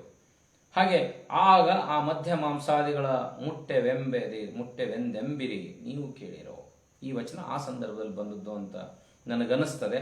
ಇದು ಒಪ್ಪಿಕೊಳ್ಳುವ ಮಾತು ಅನ್ನೋದನ್ನ ಹೇಳಿ ಹಾಗಾದು ಒಂದು ಒಪ್ಪಿತಾಗ್ತದೆ. ಹೌದು, ಅವರು ಆ ರೀತಿ ಒಂದು ಮುಂಚೆ ಲಿಂಗ ದೀಕ್ಷೆಯನ್ನು ಪಡೆಯೋಕ್ಕಿಂತಲೂ ಮುಂಚೆ ತಿಂತಿದ್ರೆ ಅದನ್ನು ಕ್ಷಮಿಸಬೇಕು. ಲಿಂಗ ದೀಕ್ಷೆಯನ್ನು ನೀಡಿದ ಮೇಲೆ ಸ್ವಚ್ಛತೆಯ ಮೊದಲ ಪರಿಕ್ರಮ ಪ್ರಾಣಿ ಹಿಂಸೆ, ಕಳಬೇಡ ಕೊಲಬೇಡ ಅನ್ನುವಂತಹ ಮಾತಿಗೆ ಪೂರಕವಾಗಿ ಅದಕ್ಕೆ ಬದ್ಧರಾಗಿ ಒಪ್ಪಿಕೊಳ್ಳುವಂಥ ಶರಣ ಮನಸ್ಸುಗಳು ಖಂಡಿತವಾಗಿಯೂ ಮಾಂಸವನ್ನು ಇಲ್ಲಿಗೆ ಬಂದ ಮೇಲೆ ಪರಿವರ್ತನೆ ಆಗಿಬಿಡ್ತಾರೆ. ಆದರೆ ತಿನ್ನೋರು ಅಪವಿತ್ರ ಅಂತ ತಿಳ್ಕೋಬಾರದು ಅನ್ನೋ ಕಾರಣಕ್ಕೇನೆ ಎಲ್ಲ ಸಮಾಜದ ಹಿಂದುಳಿದ ವರ್ಗದವರು, ದಲಿತರು ಎಲ್ಲರೂ ಅನುಭವ ಮಂಟಪಕ್ಕೆ ಸೇರಿಕೊಂಡು ಅದರ ಸಂಖ್ಯೆ ಜಾಸ್ತಿ ಆಯಿತು. ವೃತ್ತಿಯಲ್ಲಿ ವೇಶ್ಯಾವಾಟಿಕೆ ಅನ್ನೋದು ಆ ಕಾಲಕ್ಕೆ ರಾಜಸತ್ತೆ ಅಡಿಯಲ್ಲೇ ನಡೀತಾ ಇತ್ತು.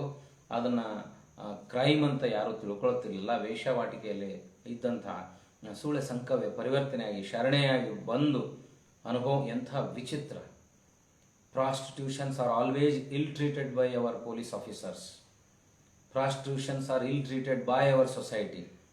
ಯಾವ ಪುರುಷ ತನ್ನ ತೆವಲಿಗಾಗಿ ವೇಶ್ಯರನ್ನು ಸೃಷ್ಟಿ ಮಾಡಿದ್ನೋ ಆ ವ್ಯಕ್ತಿ ಅಧಿಕಾರ ಸಿಕ್ಕಾಗ ಅವರನ್ನು ತುಚ್ಛೀಕರಿಸಿ ಮಾತಾಡುವಂಥ ಮನಸ್ಥಿತಿ ಇರುವ ಈ ಜಗತ್ತಿನಲ್ಲಿ ಅವರು ಪರಿವರ್ತನೆ ಆದಮೇಲೆ ಅವರನ್ನು ಕರ್ಕೊಂಡು, ಕೇವಲ ಕರ್ಕೊಳ್ಳಿಲ್ಲ, ಅನುಭವ ಮಂಟಪದ ಪ್ರತಿಯೊಂದು ಚರ್ಚೆಯಲ್ಲಿ ಭಾಗವಹಿಸುವ ಹಾಗೆ ಮಾಡಿ ಸೂಳೆ ಸಂಕವೇ ಅನೇಕ ವಚನಗಳಿಗೆ ಧ್ವನಿಯಾದದ್ದು ಬಹುಶಃ ಭಾರತ ದೇಶದ ಧಾರ್ಮಿಕ ಇತಿಹಾಸದಲ್ಲೇ ಒಂದು ದೊಡ್ಡ ಪರಂಪರೆ, ಒಂದು ದೊಡ್ಡ ಗೌರವಿಸಬೇಕಾದಂಥ ಕೆಲಸ. ಹಾಗಾಗಿ ಇಡೀ ಹರಿಜನ ಕೇರಿಗೆ ನಾವು ಹೋಗ್ತೀವಿ ಅನ್ನೋದೇ ಒಂದು ದೊಡ್ಡ ಹೆಮ್ಮೆ ಅಲ್ಲ. ಬೇರೆ ಹರಿಜನ ಕೇರಿಗೆ ಒಬ್ಬ ಮೇಲ್ವರ್ಗದ ಸ್ವಾಮಿ ಹೋದ ಅಂದ್ರೆ ಅದು ದೊಡ್ಡ ನ್ಯೂಸ್. ಹರಿಜನ ಕೇರಿಗೆ ಹೋಗೋದೇನು ಮಹಾ ನ್ಯೂಸ್ ಅಲ್ಲ. ಬಸವಣ್ಣನವರು ಹರಿಜನರನ್ನ, ಇಡೀ ಪರಿವರ್ತಿತ ಸಮಾಜವನ್ನ ತಮ್ಮ ಅನುಭವ ಮಂಟಪದಲ್ಲಿ ಕರ್ಕೊಂಡ್ರು. ನೀವೇನೋ ಹರಿಜನ ಕೇರಿಗೆ ಹೋಗ್ತೀರಪ್ಪ, ಒಂದ್ ದಿವಸ ವಿಡಿಯೋ ಮುಂದೆ, ಫೋಟೋ ಮುಂದೆ, ಮೀಡಿಯಾದ ಮುಂದೆ ಹೋಗಿ ಬರ್ತೀರಿ. ಬಂದ ಮೇಲೆ 10 ಪಟ್ಟು ಸ್ನಾನ ಮಾಡಿ ಶುಚಿಯಾಗಿ ನಿಮ್ಮ ದೇವಸ್ಥಾನಗಳಿಗೆ ಹೋಗ್ತೀರಿ. ಯಾವತ್ತಾದ್ರೂ ನೀವು ಅವರನ್ನು ಒಳಗೆ ಕರ್ಕೊಂಡಿದ್ದೀರೇನೋ, ಅವರನ್ನು ಪ್ರವೇಶ ಕೊಟ್ಟಿರೇನೋ, ಅವ್ರ ಜೊತೆ ಸಹಭೋಜನ ಮಾಡಿದಿರೇನೋ? ಇದಿಲ್ಲದೆ ಸುಮ್ಮನೆ ನಾವು ಮೀಡಿಯಾ ಗಿಮಿಕ್ಕನ್ನು ಮಾಡೋದನ್ನು ನಿಲ್ಲಿಸಬೇಕು. ಅದು ಎಲ್ಲ ಧರ್ಮದ ಸ್ವಾಮೀಜಿಗಳು ಯಾರೇ ಇರಲಿ ಅದಷ್ಟು ಗೌರವಿತವಾದ ಮನಸ್ಥಿತಿ ಅಲ್ಲ. ಅದಕ್ಕೆ ಅಂತಹ ಬಸವ ಪ್ರಜ್ಞೆಯನ್ನು ಇಟ್ಟುಕೊಂಡಿರುವ ಈಗ ಕನಿಷ್ಠ ಲಿಂಗಾಯತ ಸಮಾಜದಲ್ಲಿ 4,000 ರಿಂದ 5,000 ಮಠಗಳಿದಾವೆ. ನಾವು ಒಂದು ದೊಡ್ಡ ಸಂಶೋಧನೆಯನ್ನು ಮಾಡಿದರೆ ಎಷ್ಟು ಜನ ಮಠಾಧೀಶರು ಬಸವ ಪ್ರಜ್ಞೆಯನ್ನು ಇಟ್ಟುಕೊಂಡಿದ್ದಾರೆ, ಅಥವಾ ಜಾತ್ಯತೀತ ಪರಿಕಲ್ಪನೆ, ನೀವೇನು ಅವರಷ್ಟು ವಿಶಾಲವಾಗಿ ನಿಮ್ಮ ದೇವ್ರ ಕೋಲೆಯಲ್ಲಿ, ನಿಮ್ಮ ಪೂಜಾ ಕೋಲಿಯಲ್ಲಿ ಅಥವಾ ಪ್ರಸಾದಕ್ಕೆ ಕರ್ಕೊಳ್ಳೋದು ಬೇಡ. ಅವ್ರನ್ನ ಎಷ್ಟು ಮಟ್ಟಿಗೆ ಆತ್ಮಗೌರವದಿಂದ ಬದುಕಲಿಕ್ಕೆ ಬಿಟ್ಟಿರಿ ಅನ್ನೋದನ್ನು ಆಲೋಚನೆ ಮಾಡಿದಾಗ ನಿಜವಾಗ್ಲೂ ನಮಗೊಂದು ರೀತಿ ಖೇದ ಅನಿಸ್ತದೆ, ವಿಷಾದ ಅನಿಸ್ತದೆ. ಆ ವಿಷಾದದ ಆಚೆಗೆ ಆಲೋಚನೆ ಮಾಡುವಂಥ ಒಂದು ಪ್ರಕ್ರಿಯೆ ನಮ್ಮ ಬದುಕಿನಲ್ಲಿ ಆಗಬೇಕು ಅಂತ ನಾನು ಬಯಸ್ತೇನೆ. 2 ಮಹತ್ವದ ಸಂಗತಿಗಳನ್ನು ಅವ್ರು ಹೇಳಿದರು. ಒಂದು ಪ್ರಸಾದ ಸಂಸ್ಕೃತಿ, 2ನೇದ್ದು ಈ ಧ್ಯಾನ ಮತ್ತು ಶಿವಪೂಜೆಗೆ, ಧ್ಯಾನ ಮತ್ತು ಶಿವಯೋಗಕ್ಕೆ ನೀವು ನಿಜವಾದ ಸಾಧಕರಾಗಬೇಕಾಗಿತ್ತು ಅಂದರೆ, ಅಥವಾ ನಿಮ್ಮ ಪರ್ಸನಾಲಿಟಿ ನಿಮ್ಮ ವ್ಯಕ್ತಿತ್ವ ಸಾತ್ವಿಕ ಆಗಬೇಕಾಗಿದೆ. If you want to be soft in your physical and mental thinking, ಅಂದರೆ ದೈಹಿಕ ಮತ್ತು ಮಾನಸಿಕ ಆರೋಗ್ಯಕ್ಕೆ ಒಂದು ಪೂರಕವಾದ ಲಿಂಕ್ ಇರುತ್ತೆ. Short tempered, impatient, irrelevant personalities ಅಂತ ಕರಿತೀವಿ ನಾವು. Short tempered, irrelevant and very negative kind of personalities ಅಂತ. ಅವುಗಳಲ್ಲಿ ವೇದ ಕಾಲಕ್ಕೆ ಸಾತ್ವಿಕ, ತಾಮಸ, ರಾಜಸ ಅಂತ 3 ವ್ಯಕ್ತಿತ್ವಗಳನ್ನು ಕೆಟಗರಿ ಮಾಡಿ ಹೇಳಿದ್ದಾರೆ. ಬಸವಣ್ಣ ಮತ್ತು ಅಲ್ಲಮ ಅಕ್ಕಮಹಾದೇವಿ ಚರ್ಚೆಯಲ್ಲಿ ಅದಕ್ಕೆ ಪೂರಕವಾಗಿರುವಂತಹ 100 ವಚನಗಳನ್ನು ನಮಗೆ ಕೊಟ್ಟಿದ್ದಾರೆ. ಅದರಲ್ಲಿ ಬಹಳ ಆಯುರ್ವೇದ ಶಾಸ್ತ್ರ, ನಮ್ಮ ಆಧುನಿಕ ಆರೋಗ್ಯ ಶಾಸ್ತ್ರ ಹೇಳುವಂಥ ಡೈಟೀಷಿಯನ್ ಮೆಥಡಾಲಜಿಯನ್ನು ಒಬ್ಬ ಶರಣೆ ಹೇಳ್ತಾಳಂತಂದ್ರೆ ದೇ ವೇರ್ ಡಾಕ್ಟರ್ಸ್ ಆಲ್ಸೋ. ಚನ್ನಬಸವಣ್ಣನವರ ಕರ್ಣ ಹಸಿಗೆ ನಮ್ಮ ಭಾರತದ ಅಥವಾ ಜಗತ್ತಿನ ಆಧುನಿಕ ಅನಾಟಮಿ, ಮೆಡಿಕಲ್ ಸೈನ್ಸಿನ ಅನಾಟಮಿ, ಮೆಡಿಕಲ್ ಸೈನ್ಸಿನ ಫಾರೆನ್ಸಿಕ್ ಅಧ್ಯಯನವನ್ನು ವಚನಕಾರರು ಹೇಳಿದ್ದಾರೆ ಅನ್ನೋದು ಕರ್ಣಹಸಿಯಿಂದ ಸಾಬೀತಾಗಿದೆ. ಅಂದರೆ ಆಗಲೇ ಹೇಳಿದೆ ನಾನು ಆರಂಭದಲ್ಲಿ, ಅಂದರೆ ಎಲ್ಲಾನು ಇತ್ತು ಅನ್ನೋ ಅಹಂಕಾರ ಏನೋ ಇಲ್ಲ. ಇಲ್ರಿ ನಮ್ಮಲ್ಲಿ ಡಾಕ್ಟರ್ಸ್ ಇದ್ರು ಅಂತ, ನಮ್ಮ ಧರ್ಮದಲ್ಲಿ ಡಾಕ್ಟರ್ಸ್ ಇದ್ರು ಅಂತ ಹೇಳೋದು ಬೇರೆ, ರಿಯಲಿ ಇರೋದು ಬೇರೆ. ಇದ್ರ ಇದಾರ ಹೇಳು. ನಾವು ಯಾವುದೇ ಮಾತನ್ನಾಡಿದ್ರೆ ಅದಕ್ಕೆ ಸಾಕ್ಷಿ ಕೊಡಬೇಕು, ಅದಕ್ಕೆ ಪುರಾವೆ ಕೊಡಬೇಕು. ಸಾಕ್ಷಿ ಕೊಡದೆ ಪುರಾವೆ ಕೊಡದೆ ಮಾತಾಡಿದ್ರೆ ನಾವೊಬ್ಬ ಅಹಂಕಾರಿ. ಸಾಕ್ಷಿ ಕೊಡದೆ ಪುರಾವೆ ಕೊಡದೆ ಯಾವುದನ್ನಾದ್ರೂ ತಿರಸ್ಕರಿಸಿದ್ರೆ, ನಾನು ಸ್ವೀಕಾರ ಮಾಡಲಿಕ್ಕೂ ಒಂದು ಸಾಕ್ಷಿ ಬೇಕು. ಯಾರಾದರೂ ನಿಮ್ಮ ಸ್ನೇಹಿತರು ಒಂದು ಸ್ಟೇಟ್ಮೆಂಟ್ ಕೊಟ್ಟರನ್ನ ಅದನ್ನು ತಿರಸ್ಕಾರ ಮಾಡೋಕ್ಕೂ ಸಾಕ್ಷಿ ಬೇಕು. ವಿನಾಕಾರಣವಾಗಿ ತಿರಸ್ಕಾರ ಮಾಡುವುದು ಪ್ರಜ್ಞಾವಂತ ವ್ಯಕ್ತಿಯ ಲಕ್ಷಣವಲ್ಲ. It is not your right to reject without giving any proper reason. If you want to prove anything, you should give a proper reason on research methodology. ಸಂಶೋಧನಾತ್ಮಕವಾಗಿ ನೀವು ಪ್ರತಿಕ್ರಿಯಿಸದೆ ಹೋದರೆ ನಿಮ್ಮ ವಾದ ಸರಣಿಯಲ್ಲಿ ಯಾವುದೇ ಅರ್ಥ ಇರೋದಿಲ್ಲ. ಒಂದು ಸುದೀರ್ಘವಾದ ವಚನ, ಆ ಸುದೀರ್ಘವಾದ ವಚನದ ಕೆಲವು ಸಾಲುಗಳನ್ನು ನೋಡಿ ಎರಡನ್ನು, ಒಂದು ಆಹಾರ ಸಂಸ್ಕೃತಿ ಪ್ರಸಾದ ಸಂಸ್ಕೃತಿಯಾಗಿ ಮಾರ್ಪಾಟಾಯಿತು. ಪ್ರಸಾದ ಸಂಸ್ಕೃತಿಯಾಗಿ ಮಾರ್ಪಾಟ ಆದಮೇಲೆ ಇಡೀ ಕಲ್ಯಾಣದಲ್ಲಿ ಆಹಾರದ ಅರಾಜಕತೆ ಹೇಳಲಿಲ್ಲ. ಆವಾಗ ರಾಜನಿಗೆ ಒಂದು ಬಿಕ್ಕಟ್ಟು ದುಃಖ ಆಯಿತು. ಯಾರು ಈ ದೇಶದಲ್ಲಿ ಭಿಕ್ಷುಕರೇ ಇಲ್ಲಲ್ಲಪ್ಪ, ಹಾಗಾದ್ರೆ ಭಿಕ್ಷುಕರೆಲ್ಲ ಎಲ್ಲಿ ಹೋದ್ರು? ನಿನ್ನ ಬಸವಣ್ಣ ಸ್ಥಾಪಿಸಿದಂಥ ಅನುಭವ ಮಂಟಪಕ್ಕೆ ಎಲ್ಲ ಭಿಕ್ಷುಕರು ಮೈಗಳ್ರಂಗಾಗಿದ್ದಾರೆ ಅಂತ ಅಲ್ಲಿಯ ವಿತಂಡವಾದಿಗಳು ಬಿಜ್ಜಳನಿಗೆ ಕಿವಿಚುತ್ತಾರೆ. ಒಂದ್ಸಲ ಬಿಜ್ಜಳ ಬಸವಣ್ಣನವ್ರದ್ದು ಬಹಳ ಆತ್ಮೀಯವಾದ ಸಂಬಂಧ. They are best friends. ಅವ್ರ ಮಧ್ಯೆ ಬಹಳ ದೊಡ್ಡ ಅವಿನಾಭಾವ ಸಂಬಂಧ ಇತ್ತು. ಹಂಗೆ ಅವಿನಾಭಾವ ಸಂಬಂಧ ಇರದೇ ಹೋಗಿದ್ರೆ ಅವ್ರ ಸ್ನೇಹ ಇರಲಿಕ್ಕೆ ಸಾಧ್ಯನೇ ಇದ್ದಿಲ್ಲ. ಜಗತ್ತಿನಲ್ಲಿ ಕೆಲವು ಸ್ನೇಹಿತರ ಸಾಲಿನಲ್ಲಿ, ಶ್ರೇಷ್ಠ ಸ್ನೇಹಿತರ ಸಾಲಿನಲ್ಲಿ ಬಿಜ್ಜಳ ಮತ್ತು ಬಸವಣ್ಣ ಬರ್ತಾರೆ. ಆಗ ಖಾಸಗಿಯಾಗಿ ಬಸವಣ್ಣ ಬಿಜ್ಜಳನ ಕೇಳ್ತಾನೆ, ಬಿಜ್ಜಳ ಬಸವಣ್ಣನಿಗೆ, ಹೌದಾ ನಿನ್ನ ದೇಶದಲ್ಲಿ ನಿನ್ನ ಅನುಭವ ಮಂಟಪದಲ್ಲಿ ಮೈಗಳ್ರು ಬರ್ತಾರೆ. ಅವ್ರು ಹೇಳ್ತಾರೆ, ಕಾಯಕ ಮಾಡಲಾರದೆ ಒಬ್ಬ ಶರಣ ಒಂದು ತುತ್ತು ಪ್ರಸಾದವನ್ನು ಸ್ವೀಕಾರ ಮಾಡಲಾರ್ದಂಥ ಸಂಸ್ಕೃತಿಯನ್ನು ನಾನು ಬಿತ್ತಿ ಬೆಳೆದಿದ್ದೇನೆ. ನೀನು ರಾಜ ಇದ್ರೇನು ಏನಾರಿದ್ರೇನು, ನನ್ನನ್ನು ಪರೀಕ್ಷೆ ಮಾಡೋದಾಗಿತ್ತು ಅಂದ್ರೆ ನೀನು ಸಾಕ್ಷಿ ಇಲ್ಲ, ನಾನು ಮಾತಾಡೋದಿಲ್ಲ, ನೀನು ಸಾಕ್ಷಿ ಇಲ್ಲ, ಕೇಳಬೇಡ, ನನ್ನ ಪ್ರಶ್ನೆಯನ್ನು ಕೂಡ ಕೇಳಬೇಡ ಅನ್ನುವಂಥ ಎದೆಗಾರಿಕೆ ಬಸವಣ್ಣನಲ್ಲಿತ್ತು. ಅಂಥ ಒಂದು ಧ್ವನಿಸುವ ಶಕ್ತಿ ಬಸವಣ್ಣನಿಗಿತ್ತು. ಹಾಗಾದರೆ ಈ ಆಹಾರ ಸಂಸ್ಕೃತಿ ಬಗ್ಗೆ ಚರ್ಚೆ ಆದಾಗ ಬಹಳ ಸಲ ಹೇಳ್ತಾರೆ, ಡೋಂಟ್ ಈಟ್ ಹೆವಿ. ಅತಿಯಾಗಿ ತಿಂದರೆ ನಿಮಗೆ ತಾಮಸ ಪ್ರವೃತ್ತಿ ಬರುತ್ತೆ. You can't be very active. ನೀವು 2 ಹೊತ್ತೋ 3 ಹೊತ್ತೋ 4 ಹೊತ್ತೋ ಎಷ್ಟೇ ತಿನ್ನಿರಿ, ಸ್ವಲ್ಪ ಮಿತ ಆಹಾರಿಗಳಾಗಬೇಕು. You should eat very light. ಅಂದರೆ ನೀವು ಇಡೀ ದಿನ ಚೈತೋಹಾರ ಆಗಿರಬೇಕಾಗಿತ್ತು ಅಂದರೆ ಆಹಾರವನ್ನು ತಿನ್ನಬೇಕು, ಆಹಾರವನ್ನು ಕಡಿಮೆ ತಿನ್ನಬೇಕು. ಈಗ ಎಲ್ಲ ಡೈಟಿಷಿಯನ್ಸು ಇದನ್ನೇ ಹೇಳ್ತಾರೆ, ಎಲ್ಲ ಆಯುರ್ವೇದ ತಜ್ಞರು ಇದನ್ನೇ ಹೇಳ್ತಾರೆ, ಮಾಡರ್ನ್ ಸೈನ್ಸು ಇದನ್ನೇ ಹೇಳ್ತದೆ.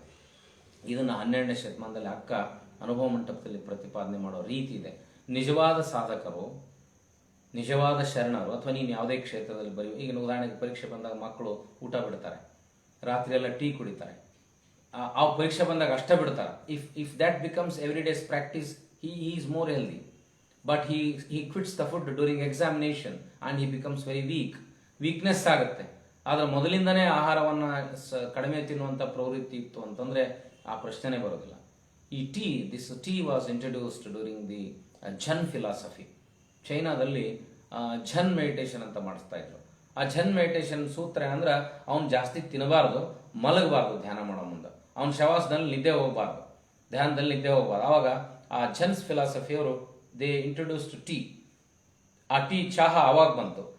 ಚಹಾ ಕುಡಿಯೋ ಉದ್ದೇಶ ಏನಂದ್ರೆ ಟು ಕಿಲ್ ದ ಸ್ಲೀಪ್, ನಿದ್ದೆಯನ್ನು ನಿಯಂತ್ರಣ ಮಾಡಲಿಕ್ಕೆ. ಆದ್ರೆ ನಮ್ಮ ಶರಣರು ಏನು ಹೇಳಿದ್ರು, ನೀವು ಚಹಾ ಕುಡಿದು ನಿದ್ದೆಯನ್ನು ದಮನ ಮಾಡಬಾಡ್ರಿ. ನಿಮ್ಮ ಆಹಾರ ಪದ್ಧತಿನೇ ಸರಿಯಾಗಿತ್ತು ಅಂದರೆ, if it is your practice, eating less is your practice, ನಿಮ್ಮ ಆಹಾರಕ್ಕೆ ಇದು ಮಾಡುವಂಥ ಹೃದಯವಂತಿಕೆ ನಿಮಗಿದ್ರೆ ಅದು ಪ್ರಶ್ನೆನೇ ಬರೋದಿಲ್ಲ ಅನ್ನುವಂಥ ಒಂದು ಚರ್ಚೆ, ಒಂದು ಮಾತಿತ್ತು. ಅದಕ್ಕೆ ಆಹಾರವ ಕಿರಿದು ಮಾಡಿರಣ್ಣ. It's an excellent vachana. It's an excellent vachana on medical science. Medical science, dietician, ಪ್ರತಿಯೊಬ್ಬರು ಡೈಟಿಷಿಯನ್ ಚಾರ್ಟ್ ಮಾಡಿ ಹಾಕುವಂಥ ಒಂದು ವಚನ ಇದು. ಆಹಾರದಿಂದ ವ್ಯಾಧಿ ಹಬ್ಬಿ ಬಲಿಯುವುದಯ್ಯ. The disease increases by having more food. ಜಾಸ್ತಿ ತಿಂದರೆ ಉಗುಳಿ ರೋಗ, ಹಾಡಿ ರಾಗ ಅಂತಲೂ ಒಂದು ಮಾತಿದೆ ನಮ್ಮಲ್ಲಿ. ನೆಲಕ್ಕೆ ಉಗುಳೋದು ಕೂಡ it cannot be called as only uncivilised habit. ಅದು ಕೇವಲ ಅನಾಗರಿಕ ಸಂಸ್ಕೃತಿ ಅಲ್ಲ. It's not a civic sense. ಮೀರಿ ಏನಂದ್ರೆ you will become more unhealthy if you spit unnecessarily. ಹಾಗೆ if you eat more, eating more is also sign of ill health. Sign of ill health. ಯಾವುದಾದ್ರು ವ್ಯಕ್ತಿ ವಿಪರೀತವಾಗಿ ತಿಂತಿದ್ದ ಅಂದರೆ, ಅಬ್ನಾರ್ಮಲ್ ಆಗಿ ತಿಂತಿದ್ದ ಅಂದರೆ, abnormal ಆಗಿ ಮಲಗ್ತಿದ್ದ ಅಂದರೆ, that is the sign of ill health. ಆಹಾರದಿಂದ ವ್ಯಾಧಿ ಹಬ್ಬಿ ಬಲಿಯುವುದಯ್ಯ.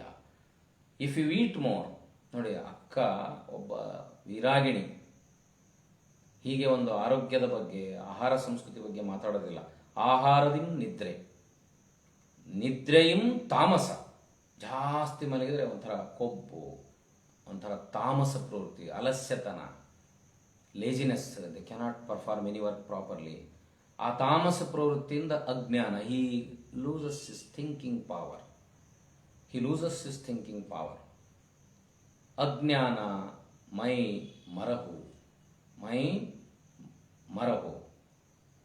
ಮರಹು ಶುರುವಾಗ್ತದೆ. ಅಜ್ಞಾನದಿಂ ಕಾಮವಿಕಾರ ಹೆಚ್ಚಿ, ಕಾಯವಿಕಾರದಿಂದ ಮನೋವಿಕಾರ, ಇಂದ್ರಿಯ ವಿಕಾರ, ಭಾವವಿಕಾರ, ವಾಯು ವಿಕಾರವನ್ನುಂಟು ಮಾಡಿ ಸೃಷ್ಟಿಗೆ ತಹುದಾದ ಕಾರಣ ಕಾಯದ ಅತಿಪೋಷಣ ಬೇಡ. ಈ ಡಯಟ್ ಬಗ್ಗೆ, ಈ ಆರೋಗ್ಯದ ಬಗ್ಗೆ ನಾವು ಯಾವಾಗ ಚಿಂತನೆ ಪ್ರಾರಂಭ ಮಾಡ್ತೀವಿ ಅಂದರೆ, ನಮಗೆ ಡಯಾಬಿಟಿಕ್ಸ್, ಬ್ಲಡ್ ಪ್ರೆಷರ್ ಬಂದು ವಾಕಿಂಗ್ ಹೋಗೋಕೆ ಶುರು ಮಾಡಿದ ಮೇಲೆ ನಮ್ಮ ಭಾಷಣ ಶುರು ಆಗ್ತದೆ, ನಮ್ಮ ವೇದಾಂತ ಶುರು ಆಗುತ್ತೆ. ಕಡಿಮೆ ತಿನ್ಬೇಕ್ರಿ, ಜಾಸ್ತಿ ವಾಕ್ ಮಾಡ್ಬೇಕ್ರಿ. ಬೆಳಗ್ಗೆ ವಾಕ್ ಬರಬೇಕಾದಾಗ ಯಾವುದೇ ಒಂದು ಸಕಾರಾತ್ಮಕ ಚಿಂತನೆಗಳಲ್ಲಿ ನಡೆಯಂಗೇ ಇಲ್ಲ. ನಿನ್ನ ಶುಗರ್ ಎಷ್ಟಿದೆ, ನಿನ್ನ BP ಎಷ್ಟಿದೆ ಅಂತ ಚರ್ಚೆ ಮಾಡ್ತಾರೆ ಹೊರತಾಗಿ ಅವ್ರಿಗೆಲ್ಲ ಗೊತ್ತು ಇವರೆಲ್ಲ ವಾಕ್ ಶುರು ಮಾಡಿದ್ದೆ ಹೆಲ್ತ್ ಕೆಟ್ಟ ಮೇಲೆ ಅಂತ. ಆದರೆ ಅತ್ಯಂತ ಹರೆಯದ ಪ್ರಾಯದ ಅಕ್ಕ, 20 ವರ್ಷದ ಹರೆಯದ ಪ್ರಾಯದ ಅಕ್ಕ ಅನುಭವ ಮಂಟಪದಲ್ಲಿ ಈ ಮಾತನ್ನು ಹೇಳ್ತಾಳೆ. ಎಷ್ಟು ಸಕಾರಾತ್ಮಕವಾಗಿರುವ, ಆಲೋಚನಾ ಪರವಾಗಿರುವಂತಹ, ಚಿಂತನಾ ಪರವಾಗಿರುವಂತಹ ಮಾತು ಇದನ್ನೋದನ್ನು ನಾವು ಅರ್ಥ ಮಾಡ್ಕೋಬೇಕು. ಆಮೇಲೆ ಆ ವಾಯು ವಿಕಾರ, ಗ್ಯಾಸ್ಟ್ರಿಕ್ ಪ್ರಾಬ್ಲಮ್ ಅಂತ ಕರಿತೇವೆ.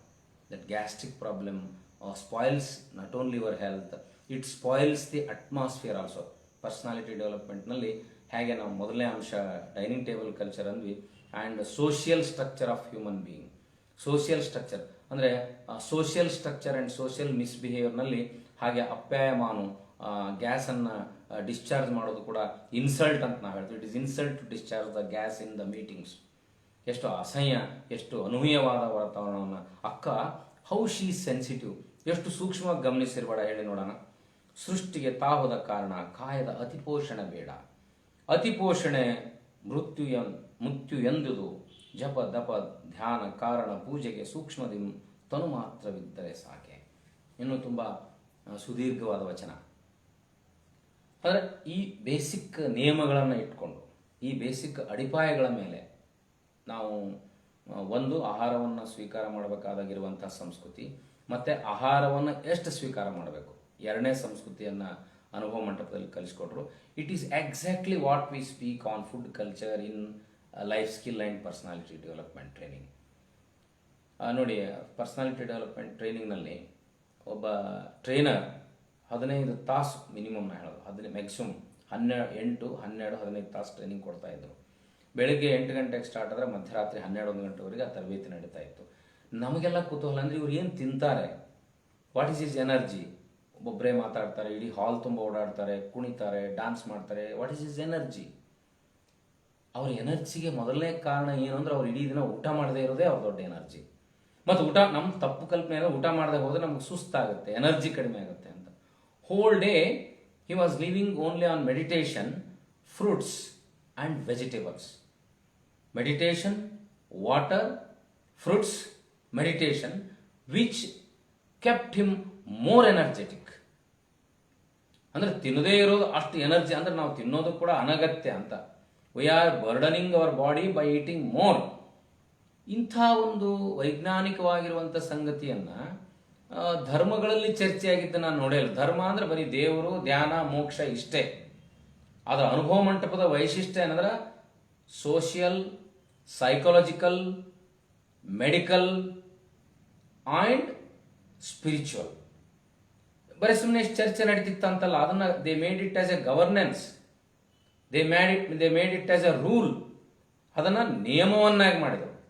ಆ ನಿಯಮವನ್ನಾಗಿ ಮಾಡುವಂಥದ್ದು ಪ್ರಕ್ರಿಯೆ ಇದೆಲ್ಲ, ಸಿಸ್ಟಮ್ ಇದೆಲ್ಲ, ಇಟ್ಸ್ ಲೈಕ್ ಎ ಗವರ್ನೆನ್ಸ್. ಅದೊಂದು ಸರ್ಕಾರಿಯ ವ್ಯವಸ್ಥೆ. ಅಂದರೆ ಬಸವಣ್ಣನ ಆಡಳಿತದಲ್ಲಿ ಒಂದು ಕಡೆ ಬಿಜ್ಜಳನ ಆಸ್ಥಾನದಲ್ಲಿ ಏನೇನು ಇಲಾಖೆಗಳಿದ್ದು, ಪರ್ಯಾಯವಾಗಿ ಎಲ್ಲ ಇಲಾಖೆಗಳು, ಎಲ್ಲ ಶಾಖೆಗಳು ಅನುಭವ ಮಂಟಪದಲ್ಲಿದ್ದು, ಆದರೆ ಅನುಭವ ಮಂಟಪದ ಶಾಖೆಗಳು ಸಾತ್ವಿಕ ಚಲನೆಯಿಂದ ನಡೀತಿದ್ದು, ಪ್ರತಿಫಲಾಪೇಕ್ಷೆ ಇಲ್ಲದೆ ನಡೀತಿದ್ದು, ಜನರಿಗೆ ಭಾರವಾಗದ ರೀತಿಯಲ್ಲಿ ನಡೀತಿದ್ದು. ಅದಕ್ಕೆ 35 ವರ್ಷ, ಲಕ್ಷದ ಮೇಲೆ 96,000 ಜನ ಇಡೀ ಜಗತ್ತಿನಾದ್ಯಂತ ಅಲ್ಲಿ ಒಂದು ಕಡೆ ಸೇರಿ ಚರ್ಚೆ ಮಾಡಲಿಕ್ಕೆ ಸಾಧ್ಯ ಆಯಿತು, ಸಾಧನೆ ಮಾಡಲಿಕ್ಕೆ ಸಾಧ್ಯ ಆಯಿತು. ಒಂದು ಇತಿಹಾಸದಲ್ಲಿ ಅಷ್ಟು ಸುದೀರ್ಘವಾಗಿರುವಂಥ ಒಂದು ಚಳವಳಿ ಯಾವತ್ತೂ ನಡೀಲಿಲ್ಲ ಅನ್ನೋದಕ್ಕೆ ಕಾರಣ ಆಯಿತು. ಆದರೆ ಅದರ ಅಂತ್ಯ ಹೇಗಾಯಿತು, ಅದು ಯಾಕೆ ಅಂತ್ಯಗೊಳಿಸಿದ್ರು, ಅದು ಅಂತ್ಯ ಆಯ್ತೇನು? ಇಲ್ಲ. ಅಂತ್ಯ ಆಗಿದ್ರೆ ಇವತ್ತು ಬಸವ ಸಮಿತಿ ಇರ್ತಿರ್ಲಿಲ್ಲ. ಅಂತ್ಯ ಆಗಿದ್ರೆ ಇವತ್ತು ಶೂನ್ಯ ಪೀಠದ ಉತ್ತರಾಧಿಕಾರಿ ಸ್ವಾಮಿಗಳು ಇರ್ತಾ ಇರಲಿಲ್ಲ. ಅಂತ್ಯ ಆಗಿದ್ರೆ 21ನೇ ಶತಮಾನದ ಸಂಜೆ ವಚನಗಳ ಮೇಲೆ ಚರ್ಚೆ ಆಗ್ತಿರ್ಲಿಲ್ಲ. ಪ್ರತಿಯೊಬ್ಬ ಶರಣರ ಸ್ಮರಣೆ ಇವತ್ತು ಆಗ್ತಾ ಇದೆ ಅಂದ್ರೆ ಅವ್ರ ಅಂತ್ಯ ಆಗಿಲ್ಲ ಅಂತ. ನನ್ನ ಬಗ್ಗೆ ನಾನು ಹೋದ್ಮೇಲೆ ಚರ್ಚೆ ಆಗಲಿಲ್ಲ ಅಂದ್ರೆ ನಾನು ಅಂತ್ಯ ಆಗಿದ್ದೀನಿ ಅಂತ ಅರ್ಥ. ವ್ಯಕ್ತಿಯ ಅಂತ್ಯ ಅವನ ಹೋದ ನಂತರ ಚರ್ಚೆ ಆಗದೆ ಹೋಗಿದ್ರೆ, ಒಂದು ಸಿದ್ಧಾಂತದ ಅಂತ್ಯ ಆ ಸಿದ್ಧಾಂತ ಮುಳುಗಿದ ಮೇಲೆ ಚರ್ಚೆ ಆಗದೆ ಹೋದರೆ.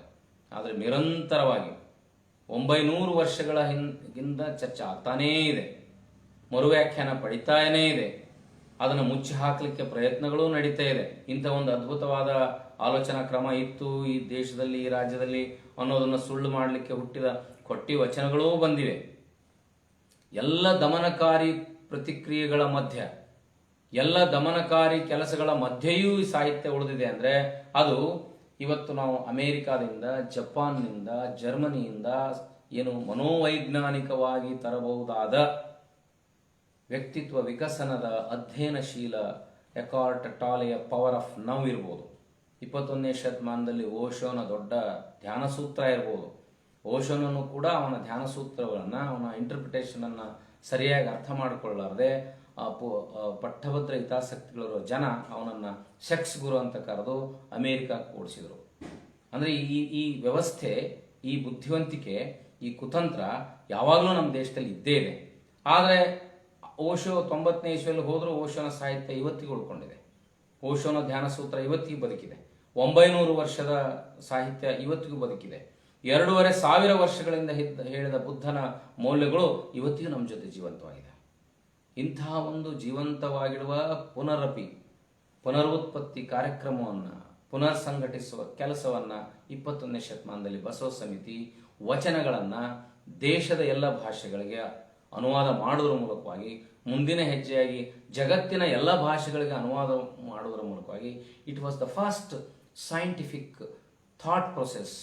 It was the first, an excellent administrative skill was performed in India, in Karnataka, in Kalyana ಅನ್ನೋದನ್ನು ತೋರಿಸುವಂಥ ಒಂದು ಸಾಹಸದ ಹಾದಿಯಲ್ಲಿ ಇರುವ ಅರವಿಂದ್ ಜತ್ತಿ ಮತ್ತು ಬಸವ ಸಮಿತಿಯ ಎಲ್ಲ ಪದಾಧಿಕಾರಿಗಳಿಗೆ ಮತ್ತೊಮ್ಮೆ ನನ್ನ ಶರಣುಗಳನ್ನು ಸಲ್ಲಿಸಿ, ಇವತ್ತು 4ನೇ ದಿನದ ಉಪನ್ಯಾಸ ಆಹಾರ ಮತ್ತು ಆರೋಗ್ಯ. ಈ ಕುರಿತು ಆಹಾರ ಆರೋಗ್ಯ ಹೇಗೆ ಮನುಷ್ಯನ ವ್ಯಕ್ತಿತ್ವದ ಮೇಲೆ, ದೈಹಿಕ ವ್ಯಕ್ತಿತ್ವ, ಬುದ್ಧಿಮತ್ತೆಯ ವ್ಯಕ್ತಿತ್ವ, ಮಾನಸಿಕ ವ್ಯಕ್ತಿತ್ವ, ಆಧ್ಯಾತ್ಮಿಕ ವ್ಯಕ್ತಿತ್ವದ ಮೇಲೆ ಪ್ರಭಾವವನ್ನು ಬೀರ್ತದೆ. How it is correlated with the life skill and personality development ಅಂತ ನಾನು ವಚನಗಳ ಆಧಾರದ ಮೇಲೆ ಹೇಳಿದ್ದೇನೆ ಅನ್ನುವಂಥ ವಿಶ್ವಾಸ ಇದೆ. ಎಂದಿನಂತೆ ನಿಮ್ಮ ಎಲ್ಲ ಮುಕ್ತ ಪ್ರಾಮಾಣಿಕ ಅಭಿಪ್ರಾಯಗಳಿಗೆ ನಾನು ಮನ್ನಣೆಯನ್ನು ಕೊಡ್ತೇನೆ, ಅದನ್ನು ಆಚರಿಸ್ತೇನೆ, ಪಾಲಿಸ್ತೇನೆ ಅನ್ನುವಂಥ ಮಾತುಗಳನ್ನು ಹೇಳಿ ಭಾಳ ಆಸ್ಥೆಯಿಂದ ಆಲಿಸಿದ ಬಸವ ಪ್ರಜ್ಞೆಯ ಮನಸ್ಸುಗಳಿಗೆ ಮತ್ತೊಮ್ಮೆ ನಮಿಸುತ್ತೇನೆ. ಶರಣು ಶರಣಾರ್ಥಿ.